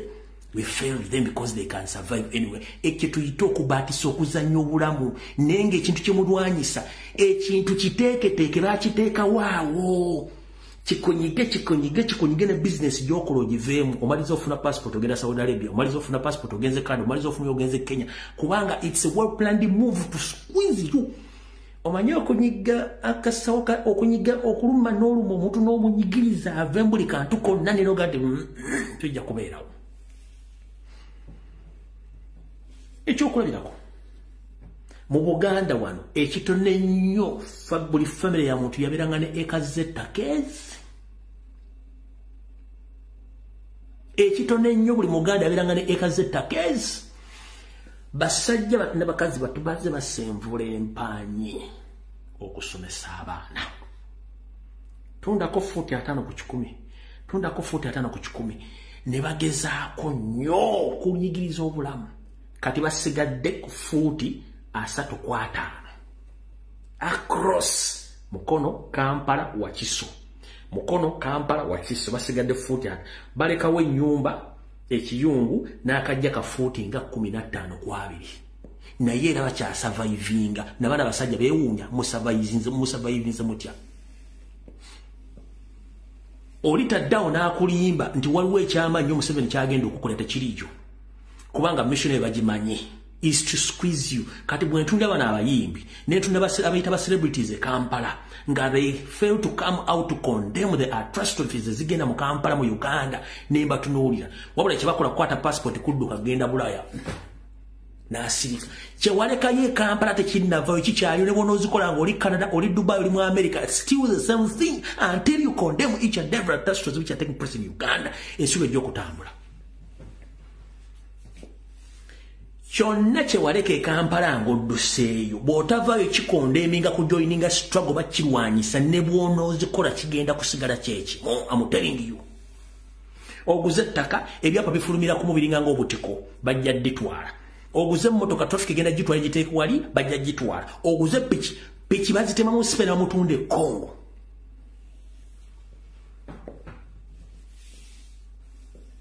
Amaato bagaba business z'amaato bazibajjako n'okuvuba kintu kiteeketeke temumanyi n'otunulira omwana omuganda ng'avuma Kyagulanyi babatuma mukole fujjo. Njagala ombuulireyo omuntu omusajja omunyarwanda asobola okukwata buloka n'azitwala ku wa Kyagulanyi.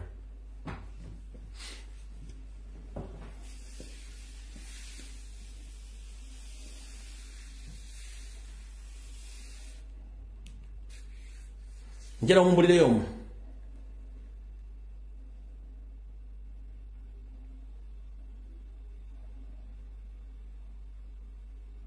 Njagala omuli omunyarwanda omu asobola okukwata buloka ne seminti azitwale wa Kyagulanyi nga muprovokinga okujjako mu baana bazalidde mu Buganda abasiru ponga byoya.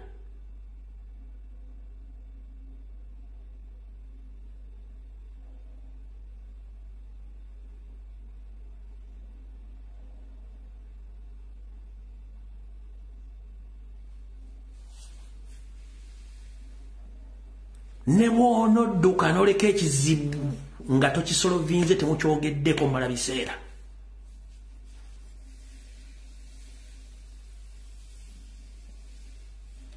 Tulula buli avuma Kyagulanyi alinga ekigotto omugoyo. Basiiwuufu bayiika windows tebategeerekeka basoma naye ne bw'omugamba ekigambo nti gavumenti erina okudeliverina service akuwemula n'omugamba kati onaategeera olunaku ki.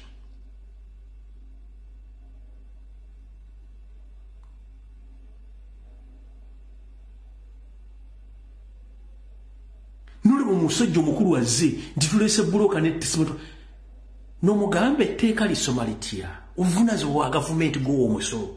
Kyagulanyi is not a government. Naye ng'ataddeko nalabye omusajja ekisinga okunnuma abantu be twali tuwa bitiibwa. Naye nze nina belief n'okusinziira ku information ne story zenkola ne zemmanyi. Abantu amulina okwetambulirako before it's too late. Some people you need to find out what went wrong.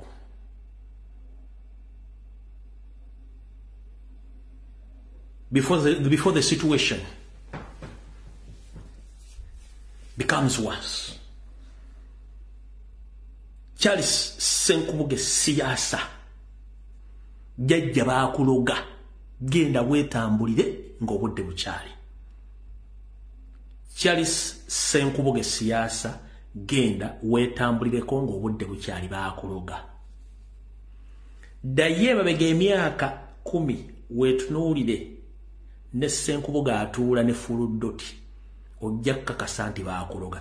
Era bw'onolaba vidiyo zo ziri enkadde biwali okola ogenda kukwata essimu ogikube wansi oba TV ogyase nga nawe okimanyi si y'ono oyo oli. Abantu amba abaloga nga temumanyi nti baabaloga kubanga babawonga ekiro nga temumanyi. Charles Senkubuge siyaasa director genda weetambulireko ng'obudde bukyali. Otherwise ogenda kufuuka ekisekererwa ku local ne ku international level. ekituufu kiri nti omuntu yali akumanya emyaka 10 mabega bw'alaba Ssenkubugo ono yeewuunya sitaani alina effujjo. Teri muntu agenda bikugamba nenkugamba genda weetambulireko ng'obudde bukyali. Baakuyiwa Windows baakuloga. Tetugaana kuwagira NRM. It's your constitutional right. Naye ebigambo bikufulumamu byonoona history wo, byonoona legacy yo, byewunyisa n'abaana be watendeka n'abaana abaakuyigirako. Kino tuliyejja kigamba zingira kigamba. At industry 70% bayigidde kuggwe. Abawandiisi, abazanyi, abatonto bayigidde kuggwe. Naye bw'otuula ku kamera n'oyogera ebigambo nga byawukana ku biwali ozanya ne ku biwali owandiika ng'oyogera ebigambo eby'abaana abato nga ne ssemateeka ogimanyi nti service zideliveringibwa gavumenti nga tugiwadde omusolo n'okwata kamera n'ogitunula mu gati Kyagulanyi akolera oluguudo lw'e Nakawuka akolera eddwali okubanga mugagga. What went wrong? And what happened to you? You were there before Bobby Wine. You had money, you had dim, you had fame. Kiche wali okoledde abantu b'e Nakawuka. Kiche wali okoledde abantu. You know, before you blame someone, first ask yourself, am I right person to comment on such and such issue? No. Ssenkubugo omanyi constitution. Is it true that Robert Kyagulanyi Ssentamu is the one supposed to construct roads in Uganda? No. So, how dare you not just on TV nogan Kyagulanyi yakole kubuli Nakawuka azimbe n'amalwaliro? Mwana mutoyo mutabani wo bakulidde mu ngalo zo. Amateeka ogamanyi ne bw'otuuka okozesa ebigambo nga bakuggyeemu obwongo weerabira ne constitution kyesoma. Awo nno we tugambira nti ensi eba evudde weyina okubeera oba embeera evudde webakalira lumonde embeera evudde wokira embwa weyotera n'etuuka webakalirira lumonde. Kino nkikubuulidde omanyi constitution ya Uganda va kono fuluddo tigwokola naye oyo seewuunya kubanga senga vanga vuddemu fuluddo tiseewuunya byayogera oyamu tasenga vanga vuddemu naye gwe amanyi ssemateeka asobola okusoma awandiika n'emizannyo nojja noyogera ekigambo nga kiri wabweru wa ssemateeka n'okiteekako ne emphasis.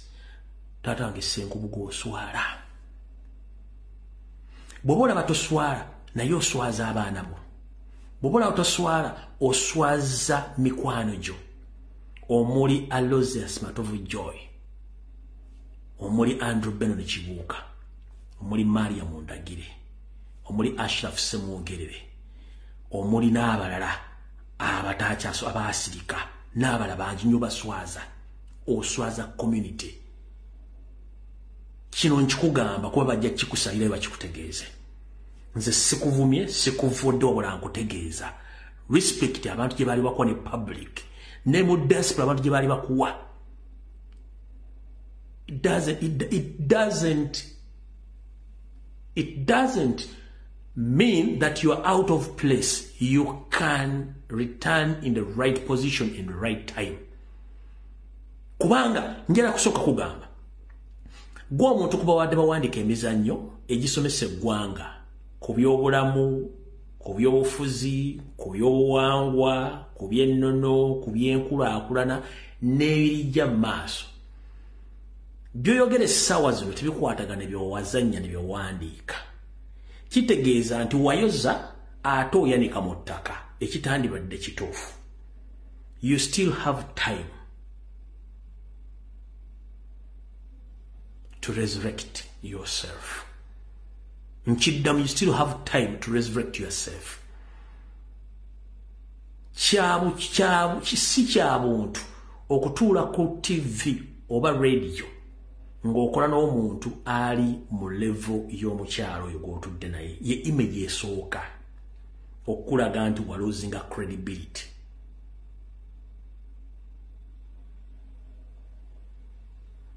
okutuula n'omukyalo ne mukola programu eyo oba walozinga credibility abantu bonna okwetoola media fraternity n'abaana basomye mass communication and journalism ne bakuleeterayo omuntu atayitangako wadde ku ssomero ly'okusoma amawulire n'akutuula ku sayidi n'ayogera ebigambo naawe n'obiddamu.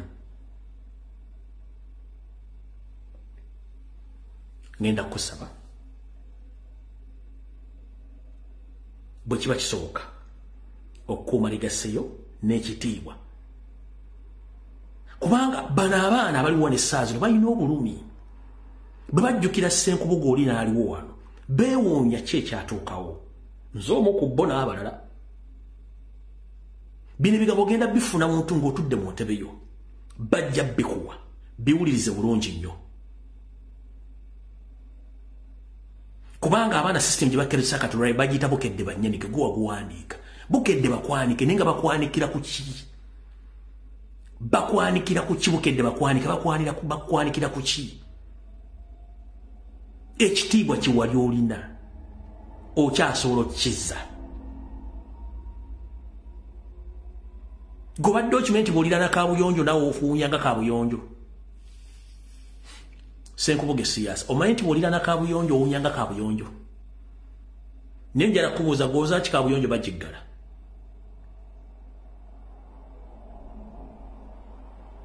gooza ki kaabuyonjo bagiggala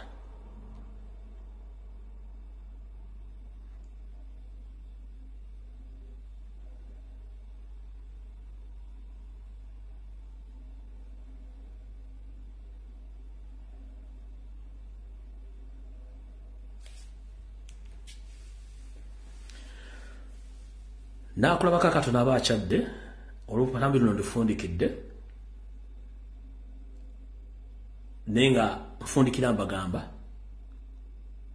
bazzukulu ba Nambi mwenna we muli ng'olina erinnya Uganda mwegendereze nnyo okukozesebwa ensi yammwe ogitunda teriyo nsi ndala gye mugenda kufuna esinga Uganda ate ssente ennamba oba nnyukuta teziggwa kubala ate teziggwayo mwemukedde Bunyoro ng'abatalidde Buganda muwaddeyo ensi y'abajjajja mu olw'obusente ate ne mukozesebwa sooka weewuunya kukozesa ye nga tasobola kusindikayo mwana we okwogera ebigambo ebyo ne bimukola kubanga bakimanyi biswaza lwaki babakozesa ensobi tetwandiyagadde kujja ku social media kuno kuleega mitaafu kuleekana n'abantu amu naye tulabye mukola bituswaza ng'abantu ne biswaza n'eggwanga